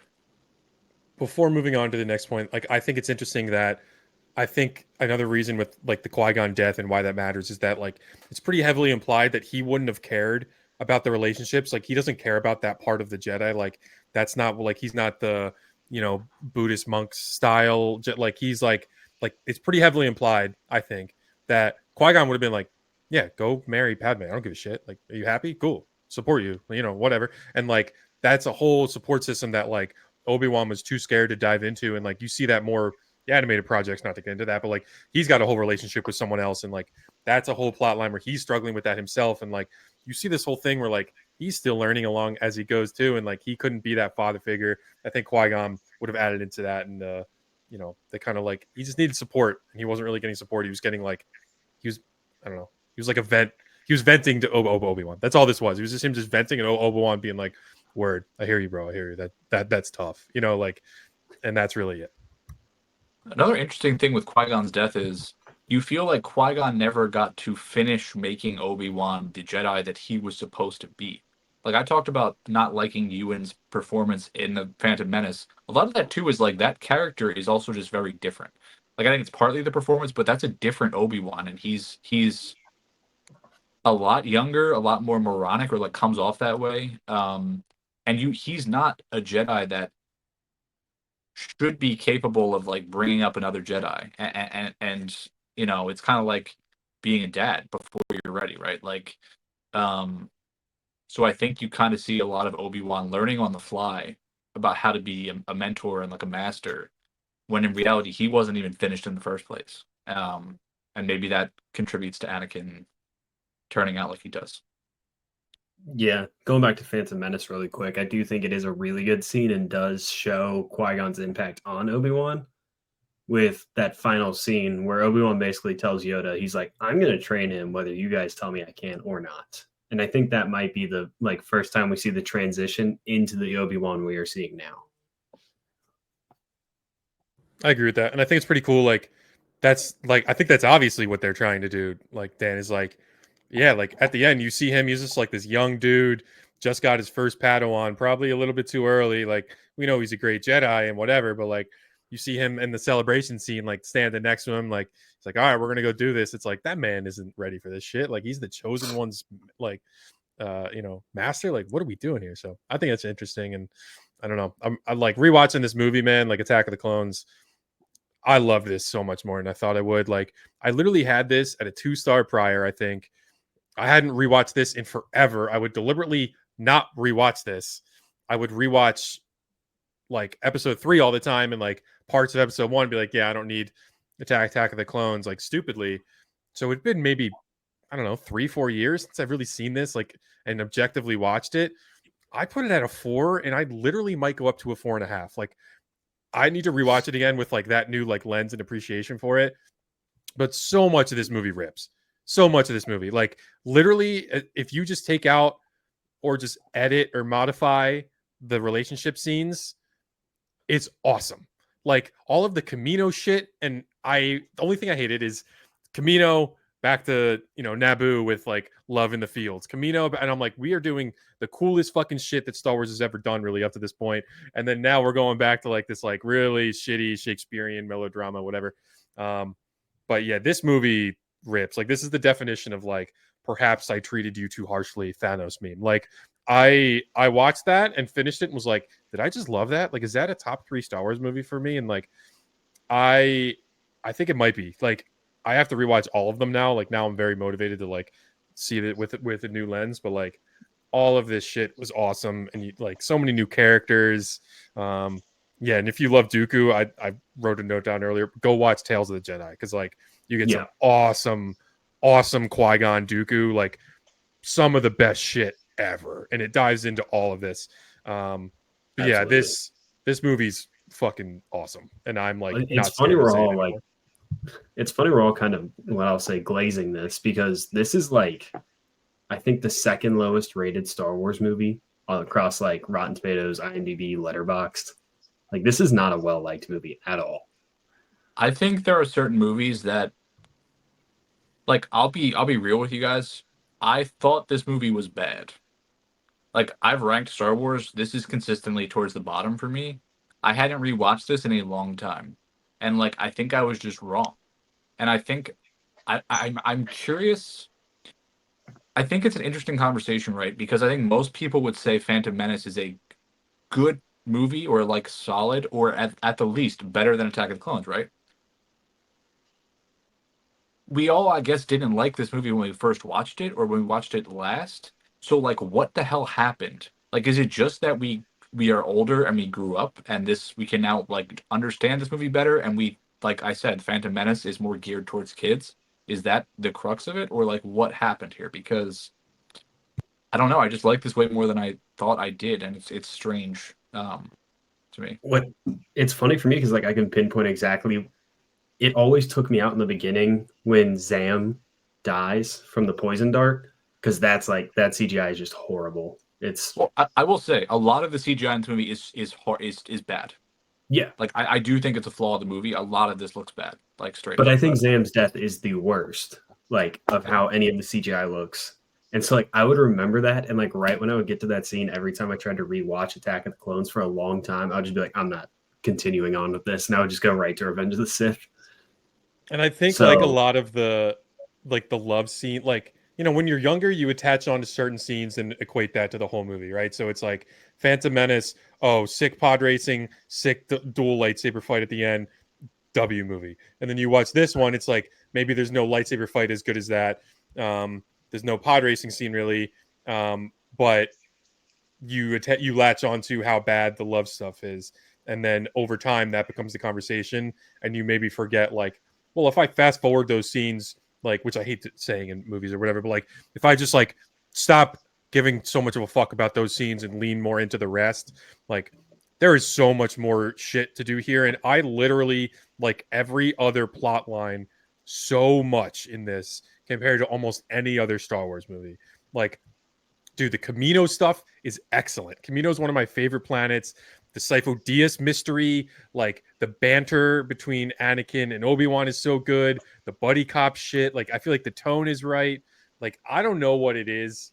Like, more Coruscant, like, you get to see all of that in exploration. Like, you're kind of like seeing the Jedi getting a little bit more like, oh, this is what we wanted to see. Like, I don't know, like, CGI is ass in a lot of the time, but the world building is excellent, and I just like this movie so much more. I'm so happy rewatching this, because it just, like, it sparked something new. I'm like, damn, that movie's good, actually. Hell yeah.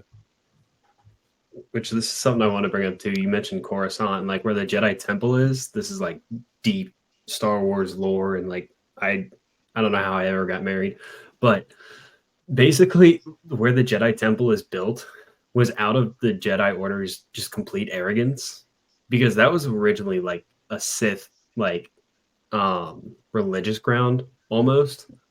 And after the Jedi had beaten the Sith, they were like, yeah, we're gonna build our temple here, just as like one last fuck you. And that's how Palpatine's able to hide himself so well while he's on Coruscant, because he is just over top of all this Sith power. The added Stone, part of I feel Coruscant like is you're so cool. been a little quieter, and I want to know, are you about to rip this movie? No, I've just been. I think this is the quietest or the longest I've gone without saying anything. You guys are just really passionate about this movie, which is cool to hear. I also went and took a tinkle. So if anybody was just listening on Spotify, care to know, as well. But no, I'm not going to rip it at all.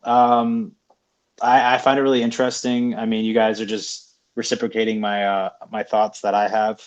I think what this boils down to, rather than the first movie, which is at times just a little bit confusing and it really doesn't have a clear direction, in my opinion.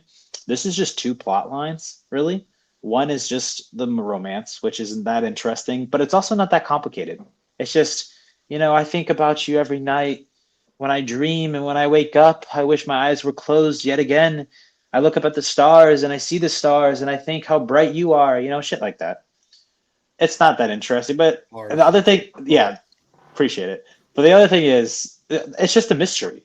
You're so invested in what Obi-Wan is doing, and it takes him to like all these planets, and the story really is just driven through him.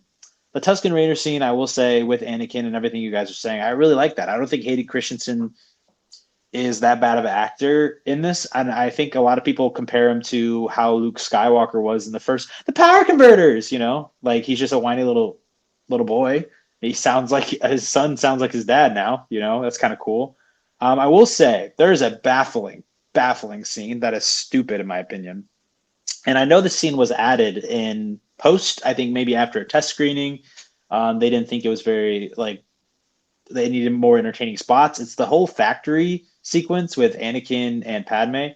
I believe that was added to the movie. But here's the thing that's really dumb about it is they land on Geonosis with Viceroy Gunray, or whatever his name is, Padme knows that this guy is trying to murder her. And Padme tells Anakin, hey, we'll negotiate something. Come on. I'm like, how dumb are you? Feels really forced. Yeah. Yeah. And Anakin's like, well, I know not to fight with her anymore. We got something going on. I'm like, these people are trying to murder you. Like, what are we doing here? I thought that was very idiotic. But the gladiator scene is sick. And like I was saying, I remember the one thing I remember in this movie when I was a kid, and still I'm just so impressed with it. And I talked about this in the last movie, is all three of those animals are so fucking cool and they're so different. But the one that stands out is that mantis thing. And the noise that it makes is just so memorable. And it's awesome. It's just like got these giant like spikes for hands. It's really entertaining.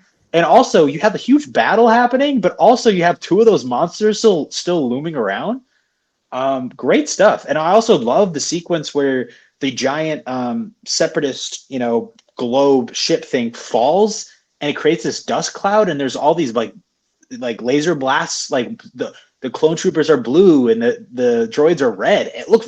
That's really cool looking. I wish it had been made 3 years later and we would have Revenge of the Sith graphics there. But I thought that was a really good idea. I think there's just a lot of great ideas here. I don't think that the Dooku fight is that good, in my opinion. I like that Christopher Lee is doing a lot of that, the performance himself. But there's a sequence where it's just like Anakin and him are just waving the lightsaber in front of their faces, and you just see like red and blue, but you're not actually seeing what's going on. I guess that is kind of dramatic, but then also I don't think watching Yoda fight is that entertaining. He just like, and just like it's just this spinning ball of green. Really? Yes, definitely. You can't even see what's going on. You haven't seen Yoda fight.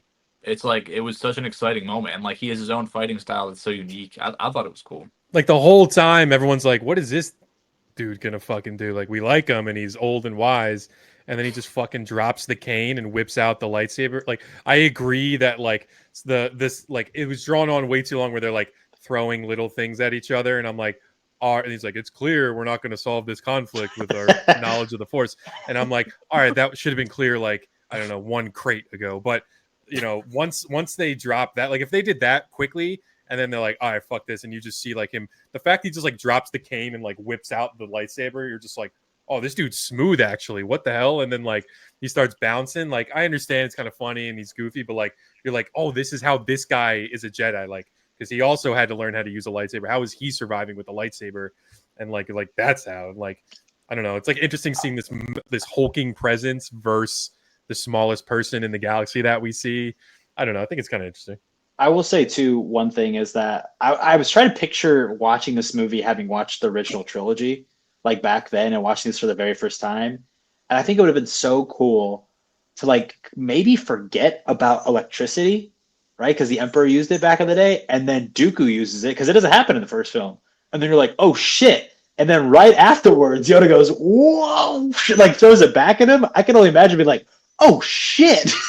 Like that would have been really cool to see. I will admit. I don't like him twirling everywhere. I don't think it like it's not choreography, it's just CGI bouncing everywhere, and that's just not for me. I don't think that's that impressive. But But you're okay with He's Palpatine an doing it? alien, so like they don't have any real aliens to play him, sadly. they should have. They should. Yeah. What were you saying, Connor? I said, but you're okay with Palpatine twirling? No, that's funny as hell. We will get to that. We will get. I thought that was really good. Yeah, solid movie. I also I think wrote it. we didn't talk about this at all. This is like the first movie ever shot completely on digital, which like Oh, really? we didn't probably know. should talk about. But yeah, which I think makes a lot of like some of the stuff that looks not so good in this, like I can kind of excuse it because I understand, and even in the Phantom Menace, like George Lucas was pushing the boundary, like filmmaking wise, for basically all of these, and I do respect him a lot for that. And like I made a long video about this before, but like even back with the original movies, like Lucas was constantly creating and pushing and doing things that would like help the industry.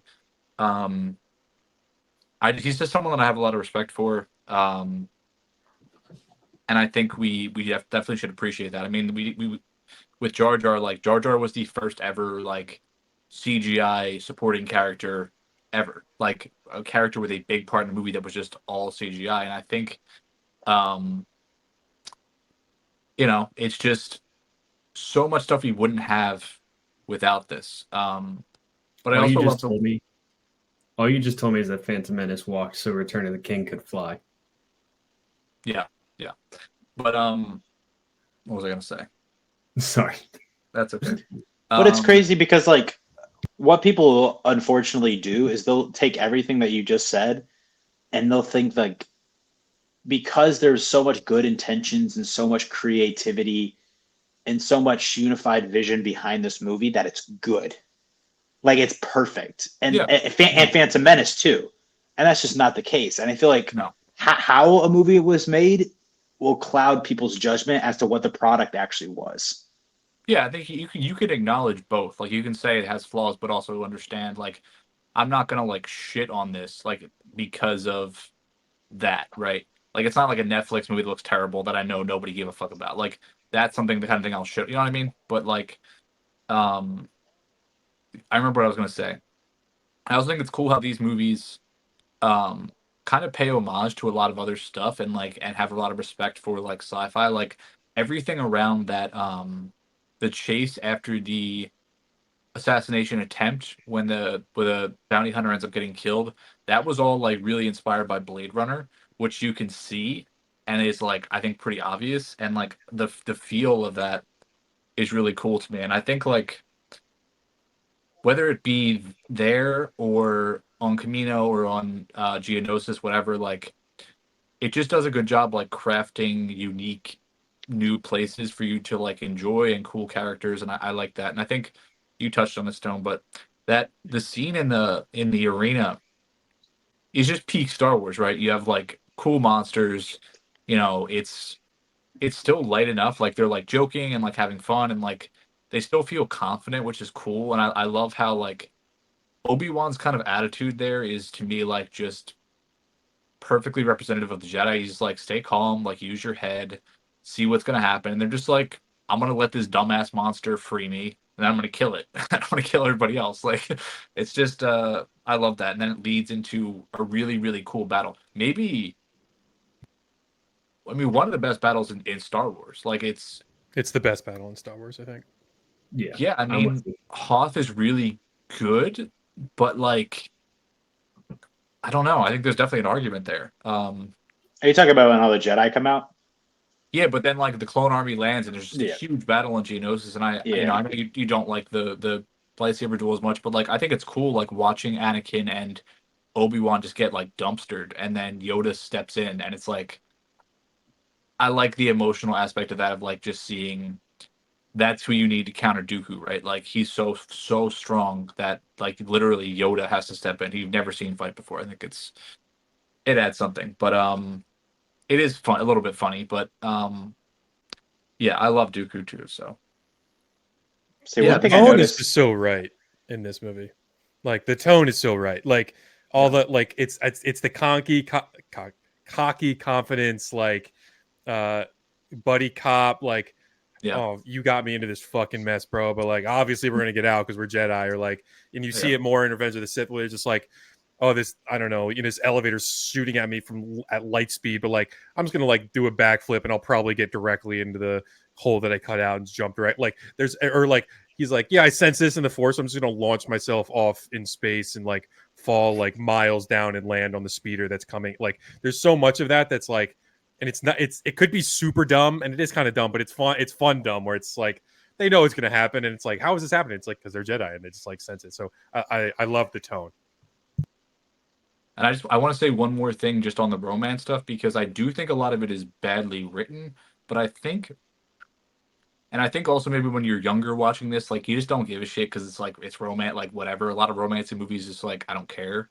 Um, but I think when you view it from the standpoint of like Anakin is just so stupid and so like infatuated and not able to see anything else going on, like I feel like people can, as you get older, you can like identify with that and understand he's just like completely lost in the sauce and just like making awful decisions and like putting everything else in his life like just on the back burner. And like it shows, I mean, I think that's a good thing to show people, like that's not healthy, you know, regardless of anything, who you are, gender, sexuality, whatever. It's just not good to do that. So, while the dialogue is bad, it's not supposed to be like a picture perfect romance, right? Like it's supposed to be very flawed and unhealthy and tragic. So you can kind of view it in a way that makes it more interesting, I think. Also, they're both inexperienced, kind of. Like, I don't think Padme's probably ever been with anybody, and obviously Anakin hasn't either. Yes. So, and one thing that I noticed that you don't necessarily notice when you're a kid is why Panikin. Well, there's a Panikin, or I haven't heard that ship name, but you might have just done something. Yeah, you might have just. You might have just done something, bro. Well, I was thinking I'm not even gonna lie. Anik. I'm trying to do the other way around. Anikme. Don't try to do it. Anime? You already did it perfect. You had magic. You had magic. We're gonna roll. Panikin. Okay, Panikin. Is why Padme likes him. Like, what really makes her fall for him? And it's the fact that there's this one sequence is that he is so enamored with her that he literally will just be like, "You're perfect at everything." And it's the fact that she's talking about like politics, like her place in that society. And I feel like she doesn't, maybe at being a woman, I don't know, it's Star Wars, maybe they don't have those issues there, I don't know.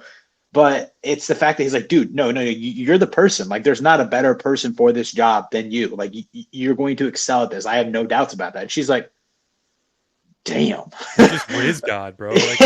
Like, it's so funny, like the on and on. And I think the point of it showing that like this dude is so enamored with a girl, like how relatable is that? Like, yeah, like we've all been there. Like, you know what I mean? Like you have, puppy love stages when you're like early high school, whatever. You're just like, oh my God, this is the only thing I'm going to care about for the next 6 months. And then I'm not going to give a fuck about it ever again for the rest of my life. Like, and like for him, they just get married at that point and then it's just never ending. So like, I think that like, that's just great. And then you see like his like failed attempts early on at like picking her up is like, there's like when I don't know, they're like, he's like watching her as a bodyguard on Coruscant and like, they got a quick scene. He's like trying to like give her the eyes and she's like, I'm fucking uncomfortable, bro. Like, don't look at me like that. Like, and he's just like still smirking at him. I'm like, dog, come on. Yeah, he's real pretty, for sure.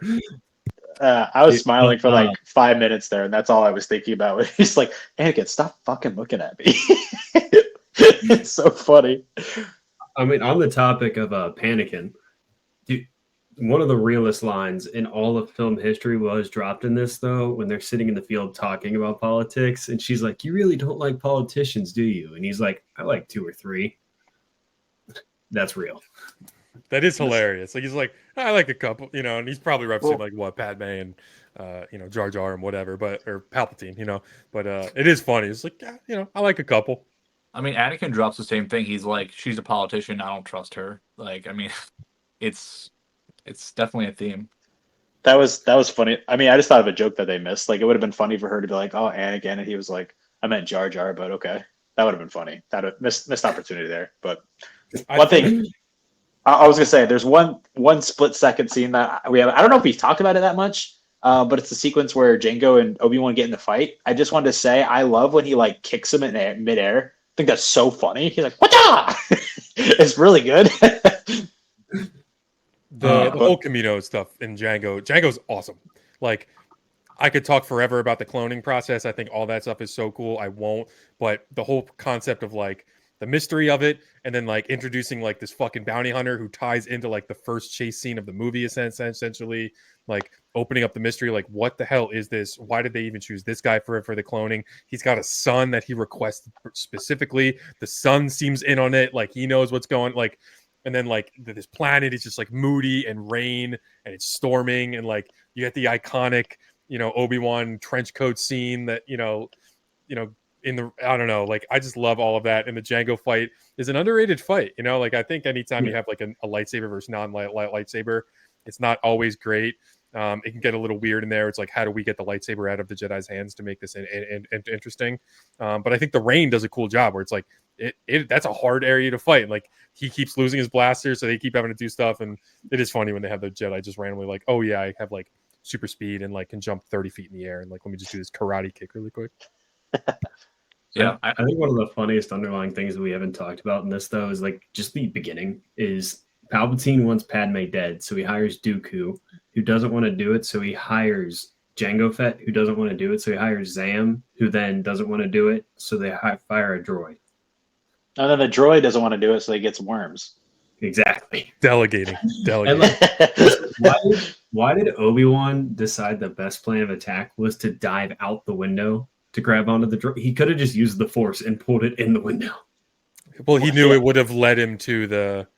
because it's part of the Jedi shit. He's just like, whatever I do is going to work. Like, the Force is kind of telling me this. Like, I think like that's the interesting part about the Force, and they show in these movies where it's just like, I trust, like, if the universe is telling, it's like your intuition, but like on 100. No, it's like, yeah, my intuition is telling me to jump out of this flying, car, but if it's gonna work, my intuition is telling me to crash through this like probably should be foot thick glass, and like I'll just be able to get through it, and like, you know what I mean? Like, there's so much funny stuff like that. The Jedi Order is kind of just filled with a bunch of idiots, though. Thank you. They're just like a bunch of like hardos, like it's just a bunch of like. In what world do you hear, hey, this 1.2 million manned army was made for you that you knew nothing about, and the Jedi are just like, we'll trust it. Like, what could go wrong? Also, Dooku tells Obi-Wan the entire plan, and Obi-Wan's like, nah. Well, that's the thing. It's like they have to trust it, right? If we go into Revenge of the Sith, it's because the droids have made an army. The Jedi cannot. That's the beauty of Palpatine's plan. Yes, like, there's no out. You They're literally fucked, no matter what. manufacture a threat, and you manufacture a war, and then he just takes all the power and consolidates it, because in wartime everyone loves a good strong leader, right? And like, I talked about it yesterday, but like, these movies are about Iraq. Like, Lucas has talked about that at length. That's what this is about. Palpatine's Dick Cheney, Anakin's George Bush. Like, that's all. Like the Empire in the original one was like loosely based off of Nazis. It was based off the United States in Vietnam. Lucas again has talked about that. You can go read about it, but like, he said that straight up. Like, the Ewoks are the Viet Cong. The rebellion is the Vietnamese. Like, he was a very progressive person, a very liberal person, and he was like, Nixon inspired the Emperor originally. Like, it was Richard Nixon. So like, okay. and then he writes, he's writing the prequels in this time of like the first Gulf War had happened, and then moving into, obviously September 11th and Iraq, whatever, different conversation. But talking about kind of a manufactured threat and someone using fear mongering to just take control and warning about that, I think is great. And like, understanding that context, like, I think makes these movies better. And again, like, the new Star Wars movies are the least political by far. So, see, something that stood out to me that we you were talking about right before you got on that little tangent, Dan, was the fact that the Jedi, the Jedi get wasted.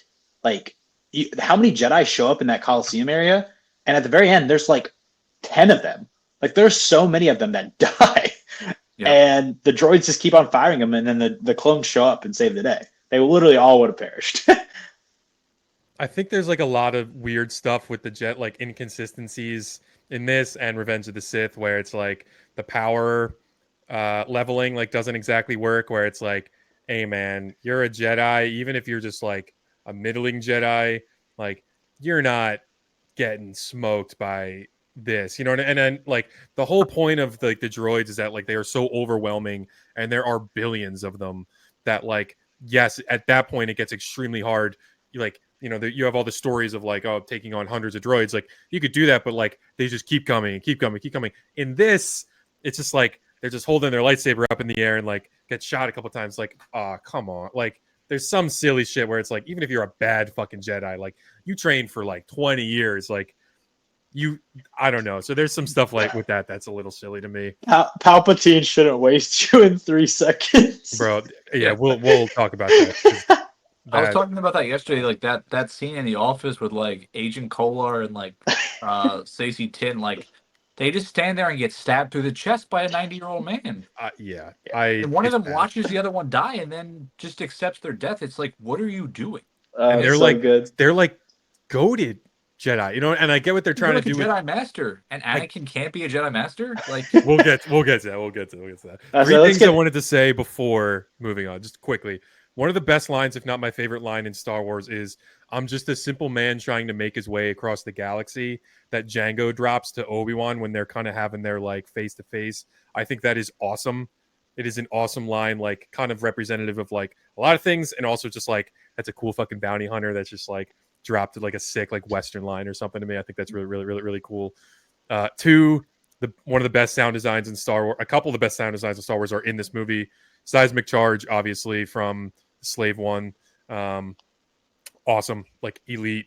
The monsters that we talked about, obviously in the Coliseum, awesome. There's a bunch of other really great sound design in this too. And then 3, Geonosis and Camino and Coruscant are like the 3 best fucking planets at this. And I know Coruscant existed, but like the fleshing out of it, they're the 3 best planets in Star Wars, almost like in all live action. I think like excellent planets, super cool. And yeah, Padme's goated in this, like ultimate. I almost got like fucking a Padme background for this, like excellent. Look at that, boys. I almost bought that. Yeah, I got my Culture Kings. Culture Kings, hit me up, bro. Send me every Star Wars thing you got. Yeah. I wanted to say really quickly, a really dark question I had is when Boba Fett picks up Django's helmet, is his head still in there? I think originally it was supposed to fall out. I let me look that up. I'm almost positive. Sure you're right on that stuff. But I don't think so, because I think when it first like gets chopped off, you can see a second shadow bouncing away. So I think it like falls the head off. Pops out of the helmet. Okay, gotcha. Yeah, that would be gnarly. I love that scene, dude. It's so quick that it's just like it's like a perfect world building scene where it's like he sees that happen to his dad. He's like, holy shit, and then like there's like that 5-second scene of him just in an empty Coliseum post battle holding the helmet of his father. Like that's so, and then it's gone, and then you never see it again until animation. Basically, it's so good. What you were saying about the planets too, I would throw an Endor into that conversation. I don't give a fuck about Endor. I'm gonna be so honest with you. That is a whole other conversation that I got some hot takes about that movie. But it's cool. But I like Kashyyyk. We got Kashyyyk in this movie. What are we talking about? Oh, you're thinking Kashyyyk. Okay. Yeah, Kashyyyk. I was thinking like where the Wookiees are from. Totally. Is what I was thinking. Totally with you then. Kashyyyk is excellent.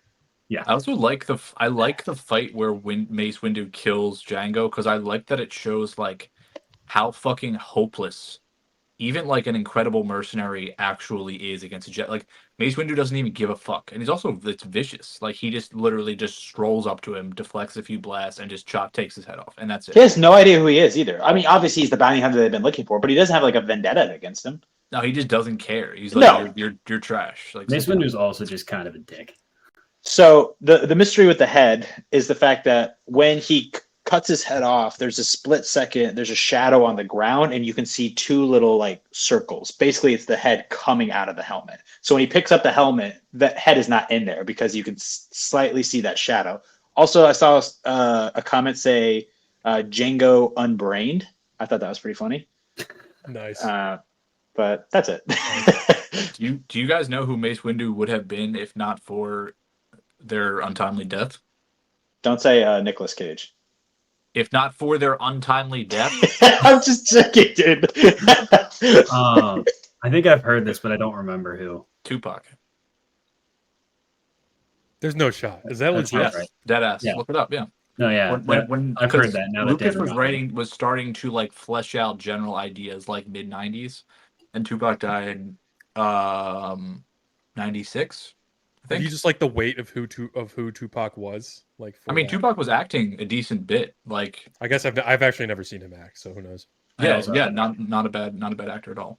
Did you also know that Mace Windu's lightsaber has "bad motherfucker" engraved on it? No. But the whole Samuel L. Jackson just being like, "Give me a purple lightsaber" is hilarious. Like, just, Awesome. Yeah. And I like that I will say, like, not to get into this, I don't know why they never did a Mace Windu spinoff in the world of any spinoff or project or anything. Because, like, there's so much cool shit that's there. Obviously, he, like, you could say he dies, you could say he lives, as Star Wars does.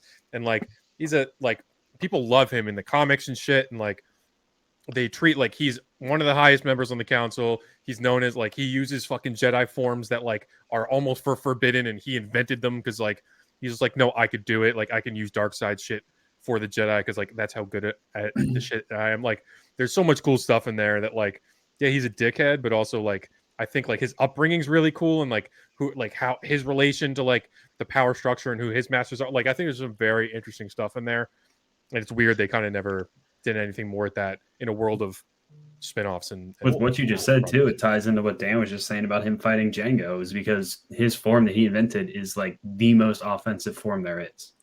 Well, it's funny, Sean, what you mentioned, because I was reading this interview. I think that all these actors, like maybe Samuel L. Jackson, and the one I read was Natalie Portman, want to come back because they know they're doing like spinoffs and like more movies. And it's funny because I read this interview where Natalie Portman was like, "Yeah, I want to come back," and I was like, "Dude, how?" And I get, well, yeah. Asked Natalie Portman if she wanted to be in his Star Wars project because he thought she would be a good fit in Star Wars. Yeah, I saw that, and he didn't know that he forgot or didn't know that she played Padme or something like that. Which, I mean, I don't think his movie's going to happen, so we'll never see what that was going to be, anyways. So, but you want to Tyga, yeah? Nah, that's worst case scenario for me. That's like one of my least favorite directors joining my favorite franchise. I would despise that. I think you're okay. I don't think you're ever gonna get it. Yeah, I don't think so either. And I'm with you, Sean. I would not want him to take a Star Wars. I'm out. I'm out on that. I'm out. So, go ahead, Connor. Oh, good. I was gonna ask because Dan already kind of spilled the beans for him, but is Revenge of the Sith, Connor and Sean, your guys' favorite of the trilogy? Absolutely.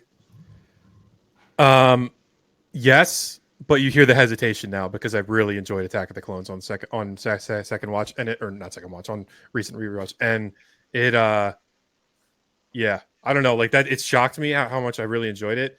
I'm not even kidding. I told my wife, like, I was like, I really want to rewatch this. We had to do something last minute yesterday, and I was just like, shit, I'm gonna have to throw this on 2x speed and just get through this because it's been a while. Because I was just to like remember the movie, and I turned it on and I was like, damn, wait. I like this, and I wasn't even like trying to skim it or anything. I was like, I watched the movie and I saw it in a whole different light. So that being said, I think the entire opening of Revenge of the Sith and the entire like last hour of Revenge of the Sith are so fucking good that like it's better. But like it's like a 4 and a 4.5 for me, or like, you know what I mean? It's close. It's way closer than I thought. And if you had told me that would have been my thoughts like years ago, I would have like slapped you. Been like, no way. But yeah, I think it's better, but it's way closer than I thought. Yeah, my final thing on Attack of the Clones is it holds a very special place in my heart because my wife walked down the aisle to Anakin and Padme's wedding song, Across the Stars. John Williams. That shit slaps. Hey, John Williams was at my wedding too because we played the like a piano version of the Jurassic Park theme song. So look at this guy. We walked out to like the Mandalorian Grogu song, like it was like a hit, like a hype beat version, like when we like got like introduced at the end. So We're such fucking nerds. that's why we're doing this shit. But we're 2 hours into a Star Wars podcast. Like, of course, of course. I will say, like you said, 4.5. And I think I know like the main reason probably why this isn't Dan's favorite in the trilogy, and it is the fact that the most important moment of the part of the movie is not handled well. Anakin's turn is not good. It is strange. It is quick. It doesn't make sense. I feel like this movie should have been longer. And I mean, I would have loved that, to be honest. This is, I think, the most story there is out of any of these. And that there's so much between Mace Windu dying and him killing kids. There should have been an hour there. There's got to be this movie is 4.5 hours. Well, hopefully that's where it was, because I was having this debate with my coworkers before I left this work this morning. I was like, if you knew your girl was going to die, would you murder children? And that's not a fun conversation, but I was curious about it. And a lot of the guys just said if she was Natalie Portman, maybe. So they weren't really taking it that seriously. Right. That's a bad look. But no, yeah, it makes no sense. Just he's like pledging himself to Palpatine right away. And Palpatine doesn't even act the same. He's automatically just acting like Darth Sidious. And it's just like, I don't even have to put up like a facade anymore. And Anakin's just like, yeah, you fucking don't. Like, I'm yours, my guy. It's poorly handled. Very poorly handled. think it works. And I know it's crazy. And I used to disagree with this. And I promise you, I'm removing all of the content from the animated stuff and whatever. I think that now appreciating Attack of the Clones more, and seeing how a little unstable he is, and how we've established that like he is a loose cannon. He's always been that way. He's unstable. People keep pulling the strings. He's getting fucked with left and right. He's not being talked like it kind of maybe there's not fully enough of it, but I think with him being so fucking look at how people in the world latch onto ideas and things so quickly because they are so desperate for someone to see them. And Palpatine knows he has him. He knows it. He finally is able to come out of the shroud and be like, I fucking got you guys. Like I could act like Palpatine. I could openly tell him I'm the Sith Lord, and I know it's going to work out for me. And I know he is so fucked up and he is so powerful that he's going to like fall into this and like, I'm going to win this. And I think that like he gets so desperate and the visions and everything amount like, it happens a little fast. It's not perfect. It's not great, but I think it's good. And I think it works. And because of how mentally unstable he is and how I can envision someone so unstable need to latch on to the only person that he feels is looking at him and speaking directly to things he wants instead of like the prophecy and the greater image. So I don't know. That's kind of where I'm at. I think so. One of the big problems for me is like the primary thing upsetting Anakin about the Jedi is you're not making me a master immediately. That is literally what he's crying about for most of this movie, which is just frankly fucking stupid. Because like who actually cares? And like that's not a reason to kill everybody in reality. Like him even being on the council at his age is preposterous. And like it just feels forced to me. And I think the problem is you show us something like the execution of Count Dooku, right? Like he doesn't want to do that. There's a serious hesitation there. That is not long before just walking into a room full of kids and just laying the hammer, just killing everybody. And like, yeah, but you see the swell of that though, right? Like you see, like I think they show how hyped up he's how like insane he's going. Like it's kind of like one of these movies where it's like over what? Over like the loss of his wife, and the only people that are looking at him in his life and seeing him for him is sent without any outside sources is his wife, and Palpatine, and like the only love he's ever had, and that's hidden from the Jedi, and like so there's like that's another layer to it, and like he So knows he you're has to talking about like like Palpatine's like praise of him basically, and just like glazing nonstop, saying, "Oh, you're the best, you're the most powerful." yeah, Just like feeding his Well, ego. yeah, Essentially. that's his father to figure. build on Like top, that's Qui-Gon. It's just the opposite of what Qui-Gon would have been doing, in my opinion. to build on top of that too, we've spent 2 hours now talking about how he was like just so infatuated and in love with Padme, and Sean might be able to speak on this too. But like with how in love I am with Stop my saying wife, Padme. yeah, I said Padme for like Those my comments entire were so life, funny. and for that video, I did it on purpose to get people to like comment, and then now I can't Nice. stop saying it. Bait Um, God, bait God. but anyway, but with when my wife became pregnant too, like my love grew even stronger. So with him already being unable to balance his emotions and loving his wife, and now she's pregnant with what he only believes to be one kid, but still, now he's willing to go to the lengths he can to save her and protect his family. And his entire plan is to overthrow Palpatine. So he's just doing all this to manipulate Palpatine, when in reality, Palpatine was pulling every string. Just while I'm thinking about it, because we're talking about that sequence, I want to just talk about something that's really not that important, but I think would have added a lot to the story. It's just a small editing change. You see Anakin walking up to the Jedi Temple with the clone troopers first, and then you see Order 66 executed. I think that should have been reversed. I think that would have been really cool, right, to see Order 66 executed, right? Because you're like, oh shit, this is what's going to happen. Which you kind of figure all along that the clones are going to turn on him, but still, it's a pretty monumental sequence. And then after you see all these Jedi die, then you see Anakin walking with this army of clone troopers to the Jedi Temple. I think that would have been a lot better. It's just something I thought about. I think those two things. I wish those two things were switched. I think it would have been a lot I more agree effective. with you, and the only reason it might be that way is like the 501st's unwavering loyalty to Anakin. And so like they were just willing to do whatever he told them. Well, it's like you're seeing these murderers, right? You're seeing Anakin walk with these clone troopers. I think you're like, oh shoot, okay, the clone troopers are bad. But right before that, you see they're just straight up murdering Jedi, and then bam, you see Anakin walking with the clone troopers, and you're like, oh, they're about to do it again with him. I just think that would have been a nice little change.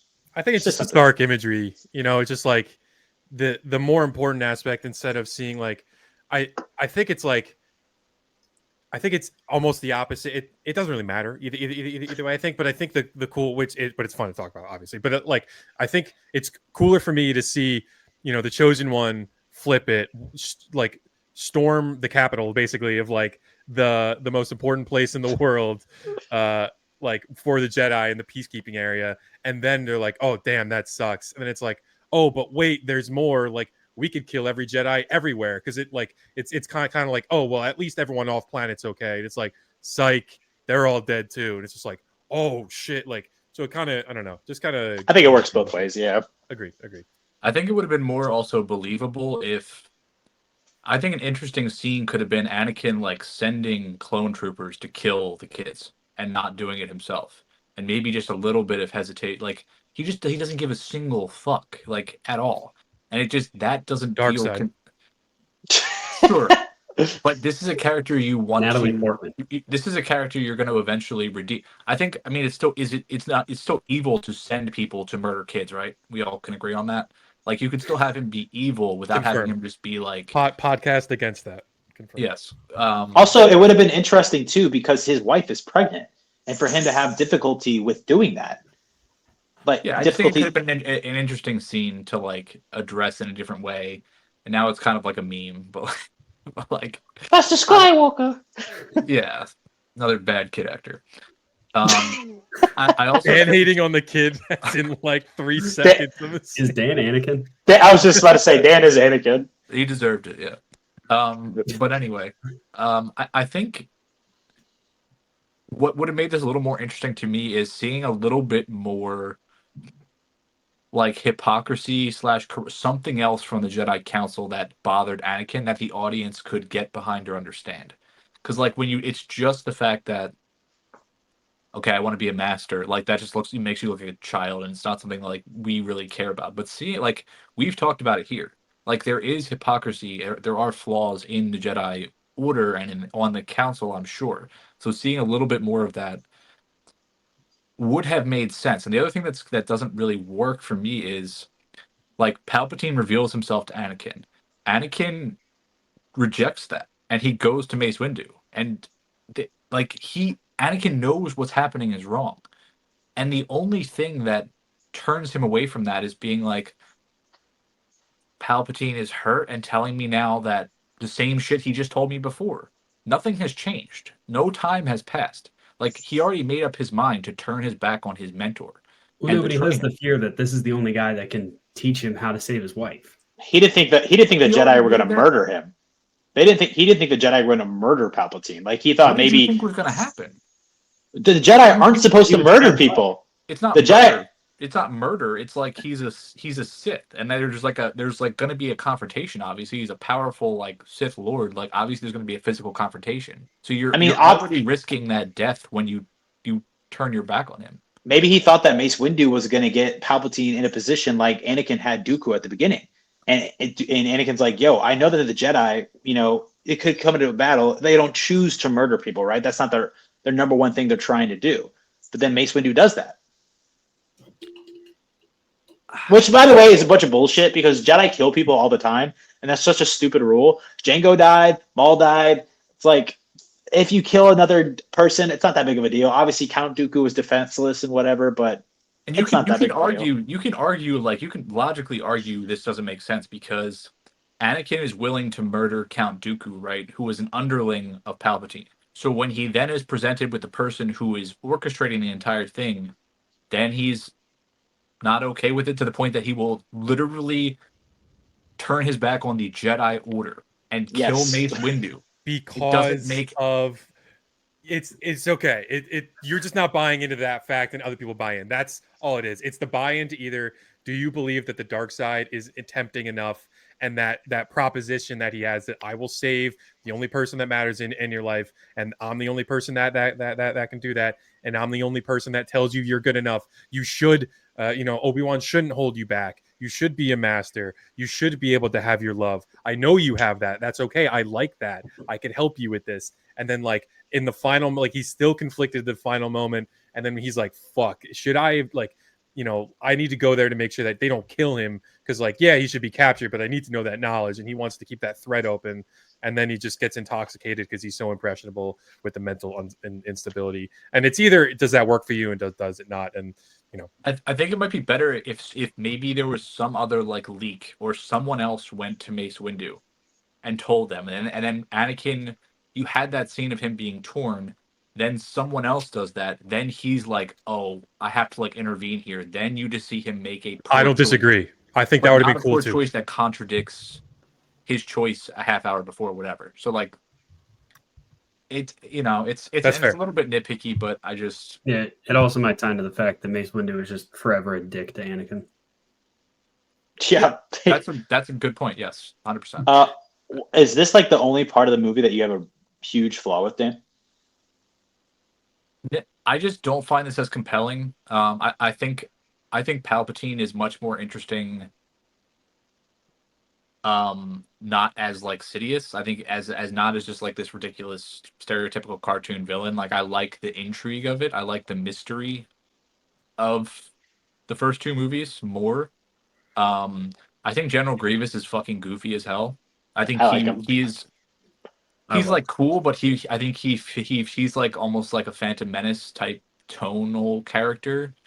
When in reality, when in the TV shows and stuff, like he is a vicious, like he hunts Jedi for fun and slaughters them. Like he's a vicious character, but here he feels very much like a goofy villain to laugh at and not take seriously. You have like the hello there that like it's just, like I don't know, it's just kind of goofy to me.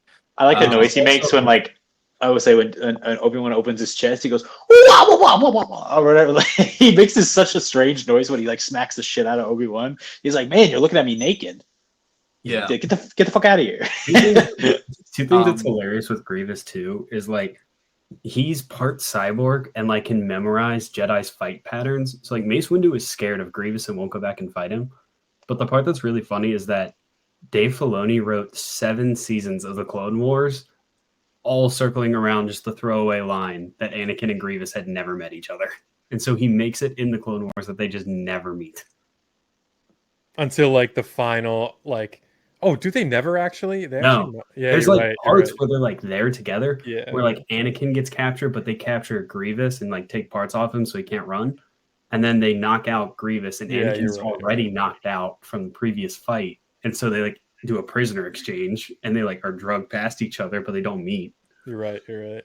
I also really like the opening crawl where they're like heroes on both sides. Like I really like that aspect of like building up this like, you know, maybe I don't know if they're really doing that. Maybe one side's not better than the other, but it is kind of like, hey, we're gonna introduce some like right away. It's like there's gonna be some characters in this that like you don't know yet, but they're heroes. Like they are the leaders of their own armies, and like you should be scared of them. Like Dooku and like well, I guess you saw Dooku prior, but like even more so in this. And then you know, Grievous. Like I wish they kind of did a little bit more with that, where it's like maybe shows some like I don't know more across the galaxy of like these bigger like the leaders of these armies like kind of going at it, because I think that's really cool, and I think they do that really well in this movie of showing like they are like the Jedi are generals now, and they are leading their own battalions, and like how they are like looked at as like war heroes. And I think like that's a really interesting angle, and you know it's kind of like the whole setup of the movie and the tone they build going in. I will say, I think that something that significantly improves this movie for me over even the Clone Wars is I think Ewan McGregor just gets so much better as an actor. And there's one sequence in particular that I think he's ad-libbing. It does not seem like George Lucas writing that I absolutely love. And it's the fact when he thinks that Anakin, they're in the elevator, I think, together, or they're somewhere in that ship at the very beginning, and Anakin thinks that Obi-Wan's going to make a joke about R2. And he's like, don't do the wire thing. And he goes, did I say anything? I didn't say anything. Like, just the way he speaks that and how, like, reactionary that is, it doesn't seem like George would write that. It seems like, you know, or Ewan was like, this is what Obi-Wan would say. And I really love they together, they're dynamic, especially with the ships together, you know, when they're flying the ships at the very beginning. Now, I think Anakin, his character really isn't consistent when it comes from the Clone Wars to this movie. I think he backtracks a little bit. Like he's weirdly like kind of more nice and like a jokester. I don't know. I feel like his character went back from what it was at the end of the Clone Wars, but I do like that because it does add more fun elements between the two of them. I think that's because he's found his place as a wartime Jedi, and like he's looked at in a different light than he is in and you know he does throw the fit about the master stuff later on, so maybe it's not like fully portrayed well. But I think where it's like he wasn't seen before, and now it's like he's getting praise for being like, oh, you're the sickest fighter we have, and like he's kind of like I'm taking out Dooku and I'm doing all these things, and like like, you know, it's insinuated he's had all these campaigns where he's just walking in and fucking people up and leaving, and like people are like, you're the best, Anakin, like, and so he's getting all of that from a lot of outside sources. So maybe a lot of that is like confidence boosting and him being like, oh, I like this, and then a lot of that is like nervous, like after the war, like where does that go? Like it's going to go right back to like I don't have an identity anymore, and they're still not seeing me, and I don't know.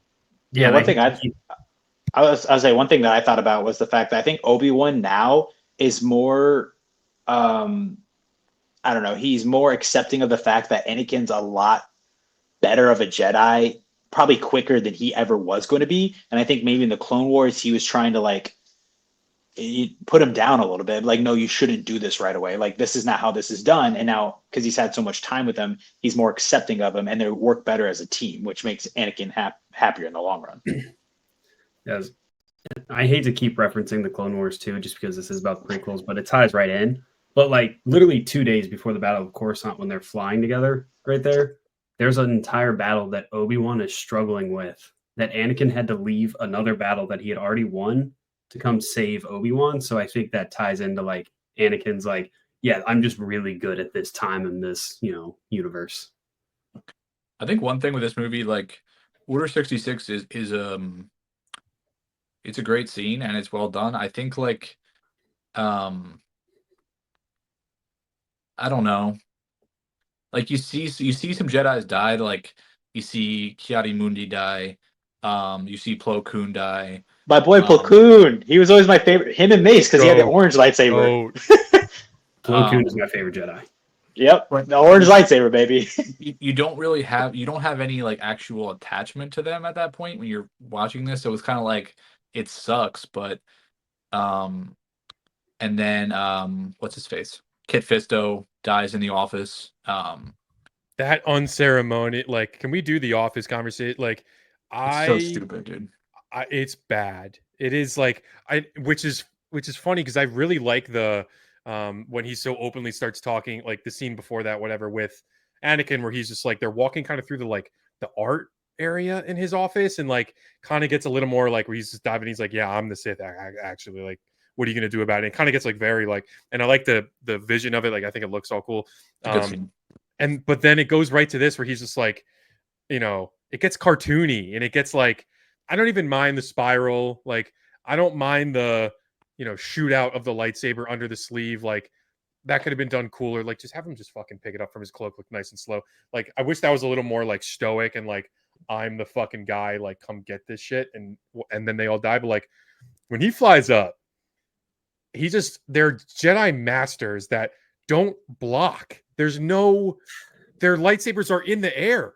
Like, they're fucking like this with their lightsabers while a Sith Lord is spiraling at them. And I'm like, that is just like, for a movie that has such good choreography, I am baffled at that as the decision. And I know you want to show how dominant he is and how terrifying this dude is, but like, you could do that in a way where it's like, block, kill, block, you're dead too. Throw this dude out the window. All right, Mace, let's talk.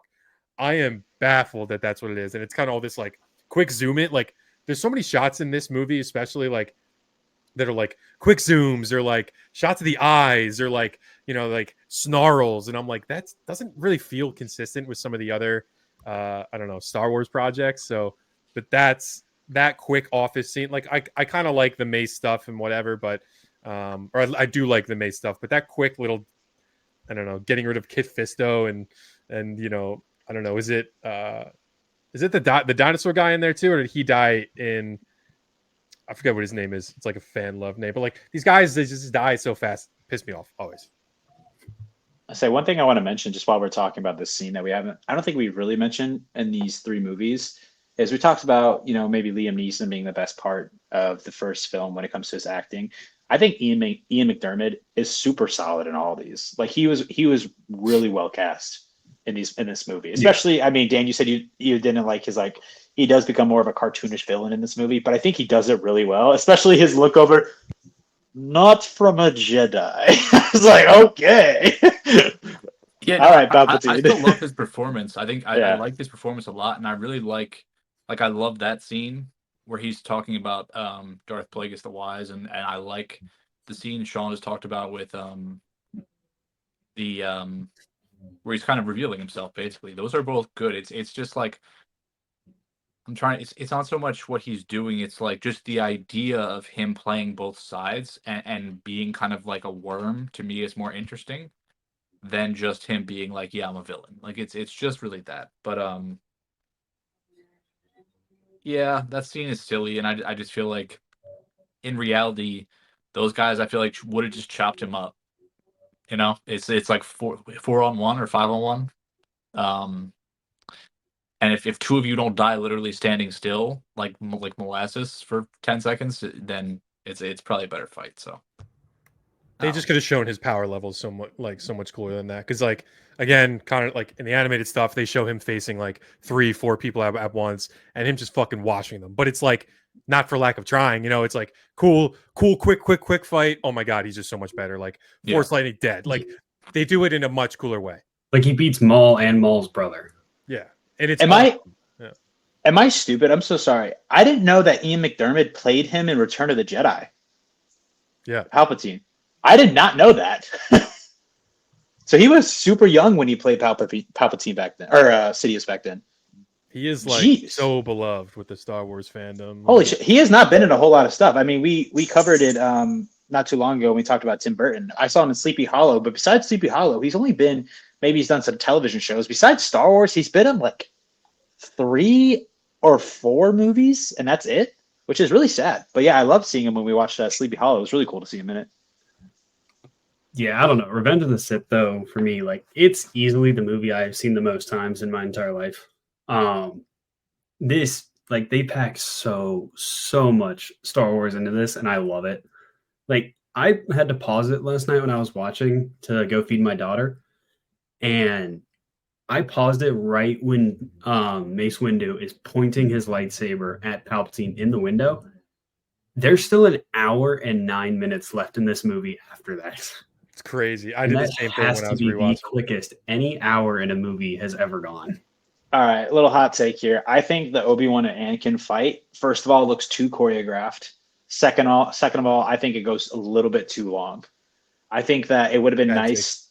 I mean, it's okay to be an idiot. Like, It goes so long, and it's hard to feel the stakes so much when it's 45 minutes of I know they try to make it entertaining, and I love the fact that the factory shuts down and all those parts are moving everywhere. I really do love that a lot, but it's like I said, I think my investment in the two of them is kind of, I'm distracted from it based on all the sets that are placed before me rather than the actual stakes that are going on in this conflict. I have a video actually prepared to post tomorrow just for you, Stone, now. But a lot of it like has to do with it's in like the books, I think, and I think they've mentioned it in the shows too. But basically why it goes on so long is because, they have spent endless amounts of hours training together that they basically knew each other's next move 3 moves ahead. So I think it has to do with that as to why it might feel so choreographed is because they have fought each other countless times in just training sequences that now that's the real thing. They are, they know every move the other one has. They I mean, said, that might be true, but to me, that just hurts the movie, to be honest. I mean, that could be the reason why that happened. But like I said, I'm so invested in Anakin and Obi-Wan, and I get distracted. I'm like, now he's on that little droid. Now he's running up that thing. Like, it's a little bit too long. I think it should have lasted just as long as Sidious and Yoda's fight. It goes on like 20 minutes longer. that's not. Yeah, it's my second favorite duel in all of Star Wars. Still. Yeah, I think there's a lot of emotion behind it, which is good. I wanted to quickly say, Sean, you were talking about the dinosaur guy. That was Agent Kolar. This is very funny. I want to read his little blurb. It says, a master swordsman of the Jedi Order, his lightsaber skills were widely celebrated and renowned. He was confident he could defeat anyone, but despite his reputation, Darth Sidious was able to slay the Zabrak Jedi with a single blow. And he was the Zabrak are like from Dathomir, which is where Darth Maul is from, and they have like the same horns and shit, which is also where the Rancor is from. So allegedly he was like a master Jedi swordsman, and he was literally handpicked by Mace Windu because of how talented he was. So, and speaking of horns, I just want to say like the creature designs in this are so sick. Whoever that like right hand man to Palpatine is. He's such a cool alien design. He really is. I don't know who that guy is. A Twi'lek, or like what is he supposed to be? I don't think he's a Twi'lek. I could be wrong there, but he's an underrated character that gets more fleshing out in other projects, obviously. But like, I think it's really cool having him as a right hand man who like. And there's a couple of parts that, like Palpatine is like, see, like these people know who he is and what he's doing, and they might not know the full story, but they know something else is going on, and he's kind of got them all locked in. So like they're all kind of accomplices in this shit, and I think it's kind of an interesting like network angle that he's building out. It's Mas Amida. Got it. He was 6'5". Huge dude's a unit, and like he fights like you know what I mean. Like there's some interesting stuff, and going back to the Dinosaur Jedi, I was thinking Coleman Trebor, who gets wiped in Attack of the Clones. He's like who drops down. I think he drops in front of Django, and Django kills shoots him. He has big ass head. Yeah. Coleman Trebor, my goat, just gets like lit the hell up. I say again, while I'm just thinking about designs, the creature that Obi-Wan rides, and the noise that it makes, again, it's just extremely memorable right away. I don't know if that's all Lucas. I don't know if he has a team helping him out when it comes to like every new thing he creates in this world. But it is a fine job, my guy. He's good at it. I really need to see this in theaters for the 20th year anniversary. Like, I really hope they do that this year. Sure, they will. because they did it with Phantom Menace. But like, I really need actually a Phantom Menace was 2025, I guess, right? So who knows? But like, they should capitalize and be like, yo, it'll go nuts if they put Revenge of the Sith back in theaters for a bit. Like, I would love to see it with the sound design and the fighting and like the melodrama Shakespearean like swelling and like it would be so good, so good. I say it is one thing that is frustrating about this movie, maybe more than any other movie, is the dialogue. It is rough, especially when the stakes are at their all-time high. It's like, from my point of view, the Jedi are evil. What a dumb ass line that is. Honestly, not very good. Like, you're breaking my heart. Like, you turned her against me. The best scene in this movie to me, or what is something that significantly stands out, is the moment. It's beautiful. It's when Padme and Anakin are looking off in the distance and they're thinking about for bringing that up. It is, and they're thinking about each other. So good. It's, the music there, it's like haunting. It's yes. Because you don't need them to speak. Like, you know what is going on in their minds. Like, I don't need Padme to say, Anakin, you're breaking my heart. I know that. Make her say something else, From my point of view, I'm sorry, but that is just, I mean, I don't even like it's over Anakin. I have the high ground. Like, it seems like kind of recess talk to me. But, I don't want to critique it too much. I really do love this movie a whole lot. But yeah, especially because there's so much emotion. What is it? You're so beautiful. It's only because I'm so in love. No, girl. It's only because I'm so in love with you. I'm like, ugh. But it is direct carryover from the Clone Wars, though. So at least George is consistent with their lovey-dovey romance talk. I like that. I had to step away for a second to help my wife. Did I hear you critiquing when he jumps over Obi-Wan? No, not really. He didn't. No. He didn't do anything too crazy. What Obi-Wan says, him just saying, even you underestimate my power. I don't think that's a good line. I think it's like cheesy. I think it's like I think it shows Anakin's arrogance, but I agree with you that it is a little cheesy. It does show his arrogance because it sounds like something a 10-year-old would say. Yeah. Do you know why he jumps over Obi-Wan though? Because Obi-Wan underestimated his power. No, it's literally because when Anakin was like growing up as Obi-Wan's master, he was like getting so like scared in his sleep and his dreams that he would like oftentimes like go and like sleep in Obi-Wan's room just on the floor and then like studied everything Obi-Wan did. And he knew that was how Obi-Wan beat Maul in episode 1 was from being below him and jumping over him. Is this in the Clone Wars? Is this where you're getting all this information from? There's a lot of subtext with like interviews and conversations and stuff. So when did the Clone Wars premiere? I know there was like another cartoon, or it was like 2 movies, right? Star Wars, the Clone Wars. I think there's two chapters of like a movie that was with Grievous and the Mace Windu thing. So yeah, that one aired in like 2002, and that was like a little bit weird of an animation. The Clone Wars that I keep referencing was in 2007 was when it started. And that one picks up like in between episode 2 and 3. And then season 7, the final 4 episodes take place like during Revenge of the Sith. And that was all created by Dave Filoni. And Lucas. And Lucas, okay. It's just like Sean, I respect you being like, "Hey, man, I gotta try to forget the Clone Wars." It's very hard. You could see Connor drop, and like if we were doing the whole thing, I would be doing the same shit infinitely, just dropping so much because there's so much good stuff in there. And so when I rewatch these, I tried to rewatch them without that lens. And some of it worked without it, some of it didn't. But yeah, I agree. Like, there's so much cool shit that like they'll talk about, and it's even before, it's not even like with the added context of the shows that we know. It'll be like Lucas will say it in an interview, like, "Oh yeah, well, we had him do that in the choreography because he watched Maul, like he that's how he killed Maul. He like had high and like he knew like that, he thought that's what was going to happen, whatever. Like, and then like that comes back to play later in this year. Like, but you can, and it's sometimes it's hard. It's like you could say that, you could show it to us, but you're not communicating that properly enough with the actual movie itself sometimes.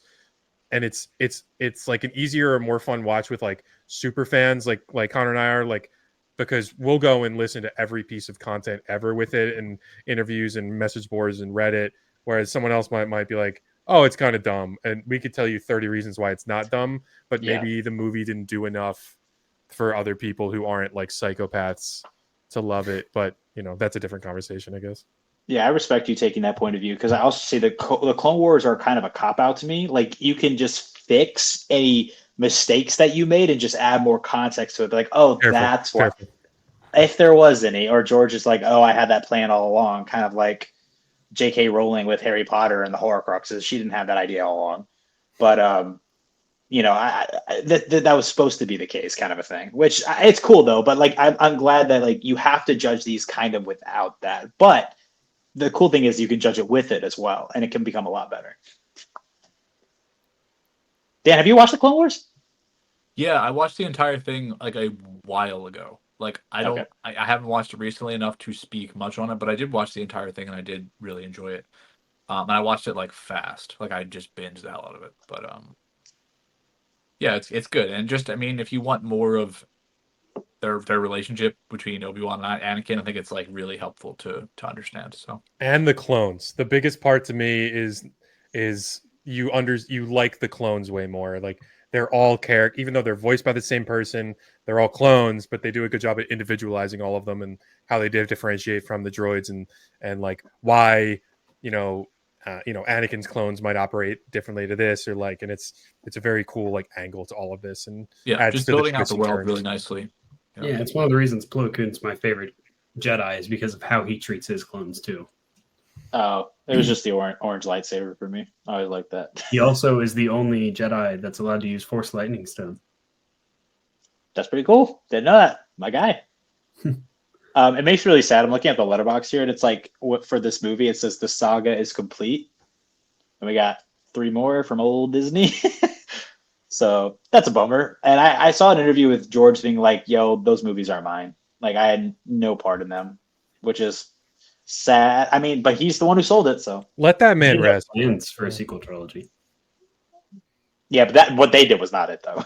No, yeah, he was gonna have like Leia be like the main focus and kind of like the lead Jedi, and like have her like be trained up, give a little bit of backstory on that. I think Maul was gonna be like the main enemy, along with Darth Talon.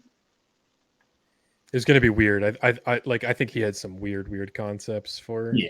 I mean, it's George Lucas. It's all weird concepts. Just depends if you like. It's also it's like a miracle we ever got any of these in the first place, right? Because like I don't think he never really intended to like do this. I mean, he barely like he didn't think the first movie was going to do well at all. It's like in '77, like he didn't expect that to succeed. There was no more Star Wars. Like he left like an avenue there for more, but like it was never really the plan. And then it was actually in the 90s, like Star Wars was kind of dead, and then they wrote the books about Thrawn, that trilogy, and there was some comics and stuff, and like that kind of reinvigorated like the IP, and then he started writing, I think in like 94, 95, like started writing out some ideas. So I have the Thrawn books like on the shelf behind me. I haven't read them yet. I bought like the book set when it was on sale a couple months ago. I'm very excited to get into them, and I wish like this is a whole other maybe like on a bookend Star Wars conversation like months down the line. Is like there's so much cool shit that they could just pull from. You don't got to adapt things 1-to-1, but Thrawn books, Old Republic, so many comics, so many other books and stories, extended universe shit. This shouldn't be that hard to make fun Star Wars stuff, and I don't know. I still think. I mean, I think The Force Awakens is better than maybe all these, like, so I don't know. I probably differ from you guys there, but The Force Awakens I think is my 5th in all of my ranking. It's like 5 or 6 for me. It's like 5. It's after. I probably prefer Attack of the Clones now to it, which is wild to fucking say out loud. And like I'm Force Awakens over Attack of the Clones. Maybe I need I probably do need a whole sequel trilogy rewatch. Well, you'll get it, Sean. Yeah. Whether I like it or not, I'm contracted into. I'm like Pat McAfee on the and Aaron Rodgers, your favorite person ever. Contracted to talk Star Wars on the show. Yeah. Speaking of which, Cincinnati's rooting for Aaron Rodgers today. Yeah, that's right. Is he playing? Do we know if he's playing? Not the sidetrack. I don't know, but I think he's playing. If the Dolphins lose and the Broncos lose and the Bengals make the playoffs, I'm all in on the Bengals, bro. I'm sorry if that happens. I'll send you $10,000. Like there's just a 0% chance of that happening. Podcasting is contractually like you have to do that. No. Yeah, two is not playing. So yeah, cooked. that defense is still just so good. The Dolphins defense, I just can't see the Jets scoring. We'll see. I don't know if it's so much that the Dolphins defense is good as that the Jets are just Dolphins defense is very good. It's like a top 10 defense by any metric. I agree with Dan. Yeah, I'm like I like sports, but I don't follow them like you guys do. So it is. I just like disagreeing with every one of Dan's sports takes. Thank you. we all need a hater in our lives. Yeah, but you're contractually obligated, Sean. I think next time when we do the original trilogy, I think we're going to try to plan that around May the 4th, which makes sense. That will be very hard for me because my wife is due May 8th. Priorities. So yeah, we're more important. Yeah, well, I mean, it'll be hard for me. With how to let her know, like I have this obligation. Like I don't. We'll have to. I'll talk to the baby. Like we'll do something. Yeah, tell her to hold off. Yeah, I'm secretly hoping he gets born on May the 5th, and she is too. Like she likes Star Wars. She's nowhere near the psychopath. Oh, she puts up with all of it. So May 4th literally does fall on a Sunday when we usually record the episodes. Oh damn. Yeah. So we'll talk. Like obviously we'll. I'll let you guys know what it's looking like. But very excited to continue talking about all this. I love Revenge of the Sith. I probably go Revenge of the Sith, Attack of the Clones right under, and then Phantom Menace is like pretty far under that outside of the two excellent scenes that we've talked about. And like, I looked at my Letterboxd list Star Wars ranking. And I'm very excited to see how this shakes up at the end of this journey that we're going on right now. Because I instantly I had Attack of the Clones second worst. I had fucking Solo above it. I had fucking what is it? There's like a couple that I was like, why the hell would I ever do that? Like, I don't know. So I'm very excited. I don't know where it is. I don't know if it's top 4, top 5. I don't know if I'm ready to put it over some, I got some hot takes about Return of the Jedi. So we'll see. I'm very excited to rewatch everything. I don't know if you guys want to maybe sprinkle in Rogue One in there with the original trilogy, just a little bit of talks about it, because I think Andor will come out before we talk about the original trilogy, a second season. And I think Rogue One is like just as good as the original trilogy. So Rogue One's excellent. Yeah, Rogue One is my second highest rated Star Wars. Yeah, it's 1 or 2 for me. But yeah, excellent. That'd be cool if we worked that around like the Andor. Yeah. Really, because Andor's what is it? It's kind of soon, isn't it? Or no? Am I wrong? I think it premieres in, I want to say April. Okay, April sounds right. Because I'm confusing that with Severance, because I love Severance, and that comes out in April 22nd. Damn. Oh shit, that's like the other thing we could do, guys, is just record the episode with Sean at some point soon, or at some point I was going to in the next couple months, and just release it on May 4th. I was going to suggest that, yeah. So it could be like we'll talk about that. We could be like precursor it into Andor, maybe like like we could talk about it like with the context of like Andor dropping or something, and how that's going to walk directly into A New Hope. You know what I mean? Or like or just an Andor episode and a little bonus episode with Sean. Oh. Yeah, you're gonna open up the pocketbooks for that, bro. We got guys, do you want to do recommendations for all the Star Wars listeners that have stayed until the very end? You have one? Okay. Yeah. What is a movie you want to recommend? It's going to be a dumb buddy road trip movie called Fanboys. Has anyone seen it? No. Never heard of it. So I don't know when it came out, but it takes place in 98. And I believe it's a true story about these guys who get together, and one of their buddies has terminal cancer and is really sad that he's going to miss the release of Phantom Menace. So they get together in a Star Wars themed van and road trip out to California to go to the Skywalker Ranch to try and break in and convince George Lucas to let them watch Phantom Menace early. That's funny. It's Sean, you will love it. Yeah. but they like even have a fist fight with Trekkies in it. Seth Rogen plays one of the Trekkies. Jeez, this cast is stacked. Yeah, Danny McBride is the head of security at Skywalker Ranch. Like, Nice. so you know the type of comedy you're getting going into it, but it's a really funny watch. I vaguely remember this now that you bring it up. I'll go. It's not at all pertaining to Star Wars, but another re-release or a new release that's coming out that people might want to prepare for. But just watched Lee Winnell's The Invisible Man.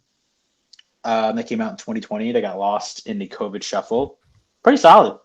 And it makes you really excited for the Wolfman that he's about to come out with. But I mean, it's Invisible Man. It's a modern retelling of that traditional story. It's them throwing away whatever monster universe that Universal was trying to do. But it's like, we'll just make a Blumhouse movie and just a horror movie. And I think they did a really good job with it. I will say that Elizabeth Moss is terrific in it. Like, she is the reason to see the movie. I think she's really solid in it, and she does a lot of physicality performance as well. And her character goes through a lot. But I don't want to spoil what it's about, but you kind of get the gist of it. But it's on. Oh, I was gonna say it's on Prime Video. There we go. It's on Prime Video for everyone. Nice. Sean, do you have one? Yeah, I got two, I guess. So like one, I'll say, because it's Star Wars episode, I talk to so many people that are so intimidated to start anything that's not the movies or anything that's not live action. And I'm not going to urge here to tell people to watch 7 seasons of the Clone Wars. But I will say there are specific, if you have specific characters you really love, or specific like anything like that, or a timeline or a planet that you're really interested in, you can find any animated story that dives deep into that shit. Or you want to learn about how lightsabers are made, or the whole like anything like that, or even heavier on the politics, or why the separatists actually aren't that bad. Like, there's so much interesting stuff that if you just want to watch like 2 or 3 episodes, I always tell people to do that and get into it. We talked about earlier, like Count Dooku. There's like 2 episodes of the Tales of the Jedi series that are like 2 of the most beautiful, heartbreaking Dooku Qui-Gon stories like I've ever seen in my life. So I just want to do that and like press that don't feel like you have to watch everything. Hardos will tell you should, and you probably should because it's awesome. But go in and just find some fun shit. Type it in, say what episodes do I need to watch, to find my goat Plo Koon, and his cool clones, and they'll give you the exact one. So that's one. And then 2, for a movie, I think I recommended Pacific Rim the first time. So I'm going to go on my like disrespected movies rant again and recommend King Arthur: Legend of the Sword, with Charlie Hunnam. I don't give a fuck what anyone says. That movie's good. Yeah. And it should have gotten way more movie. It should have, at least been given a sequel to figure out what's going on there. I think that is an awesome movie. It's fun. It's mythological. It's a little more Marvelized storytelling of like the Knights of the Round Table stuff. But it had a very cool premise. Action's awesome. And I just recommend people go give it a look because it was absolutely dumpstered when it came out. And I think it got way overhated. I love Charlie Hunnam. I've glazed him a few times on this podcast. So I've been wanting to check that one out for a while. It's fun, man. It's like a hell yeah movie. It's a hell yeah movie with like fun myth laced into it. Oh yeah, because I'm a big Sons of Anarchy fan. So yeah, and Jude Law is like a really good villain in it too. Jude Law's, I don't know. There's a thing there with Jude Law in the industry and his movies getting trashed that goes back decades, literally. That is a whole nother thing to dive into, but that's a real thing, and I don't think it's always fair, but it's a good movie, and I think they wanted to make 6 or 7. That was the plan, and then they just were like, okay, well, we can't. But I would recommend. I watched Michael Collins, which is from I think 96. I want to say 96, with Liam Neeson. To tie in Liam Neeson, Alan Rickman's in it too. Really young, he's good in it. Aiden Quinn, Julia Roberts, but basically just it's Liam Neeson as Michael Collins and breaking down sort of his rise like through the IRA and kind of the revolution, and then his transition into politics and how kind of the some folks that he was fighting with previously, led by Alan Rickman, kind of ended up disliking him as a politician and feeling like he was too soft and gave up too much. And his kind of stance changing to be more like, we went through this war. People have died. I've killed people. I'm done with it. And I want peace now. But people feeling like that's not enough. And then leading up to his assassination. And it's not I think The Wind That Shakes the Barley is one of my favorite movies that with Cillian Murphy that deals with the war and then also the Irish Civil War that took place right after. I think it's a much better movie. But this, if you want to know about Michael Collins, because he was the most important figure in that entire struggle. And he's someone who some people view as like, a terrorist. Other people would call him, like a revolutionary. It's kind of like how you view him. But he's I think it was a little bit of both, and is an interesting guy. So I would say it's not a perfect movie, but it's good. And Julia Roberts has the worst Irish accent ever in film, so it's really funny to see that. But Rickman and Easton are awesome, and it's on Amazon Prime Video to stream if you want to watch it. Sick. I thought my wife might want to check it out. I texted the guys this showing, but we were sitting there watching The Phantom Menace, and my wife goes, "Damn, Qui-Gon's doing it for me, right?" Doing it for. I was like, "Well," she's like, "Yeah, Liam Neeson." And then she's like, "That's Liam Neeson, right?" I was like, "Yeah, it's Liam Neeson." But then she looked up a picture of him, and she was like, "Nah, it's just him with the long hair." I was gonna say really? It's the hair, yeah. Half up, half down, man bun. Yeah. So unfortunately, she wouldn't like him in that movie. Yeah. But Sean, thanks for breaking down some lore with us today. And if anybody, I don't know, is curious about any other, media lore that they can check out, do you cover stuff like that ever at all? Yeah, I don't think anyone. It's so funny that I don't know. Learning the lore has been such a fun little playlist I've started to build on TikTok. Is most of what I love, and I'm sure a lot of other people too.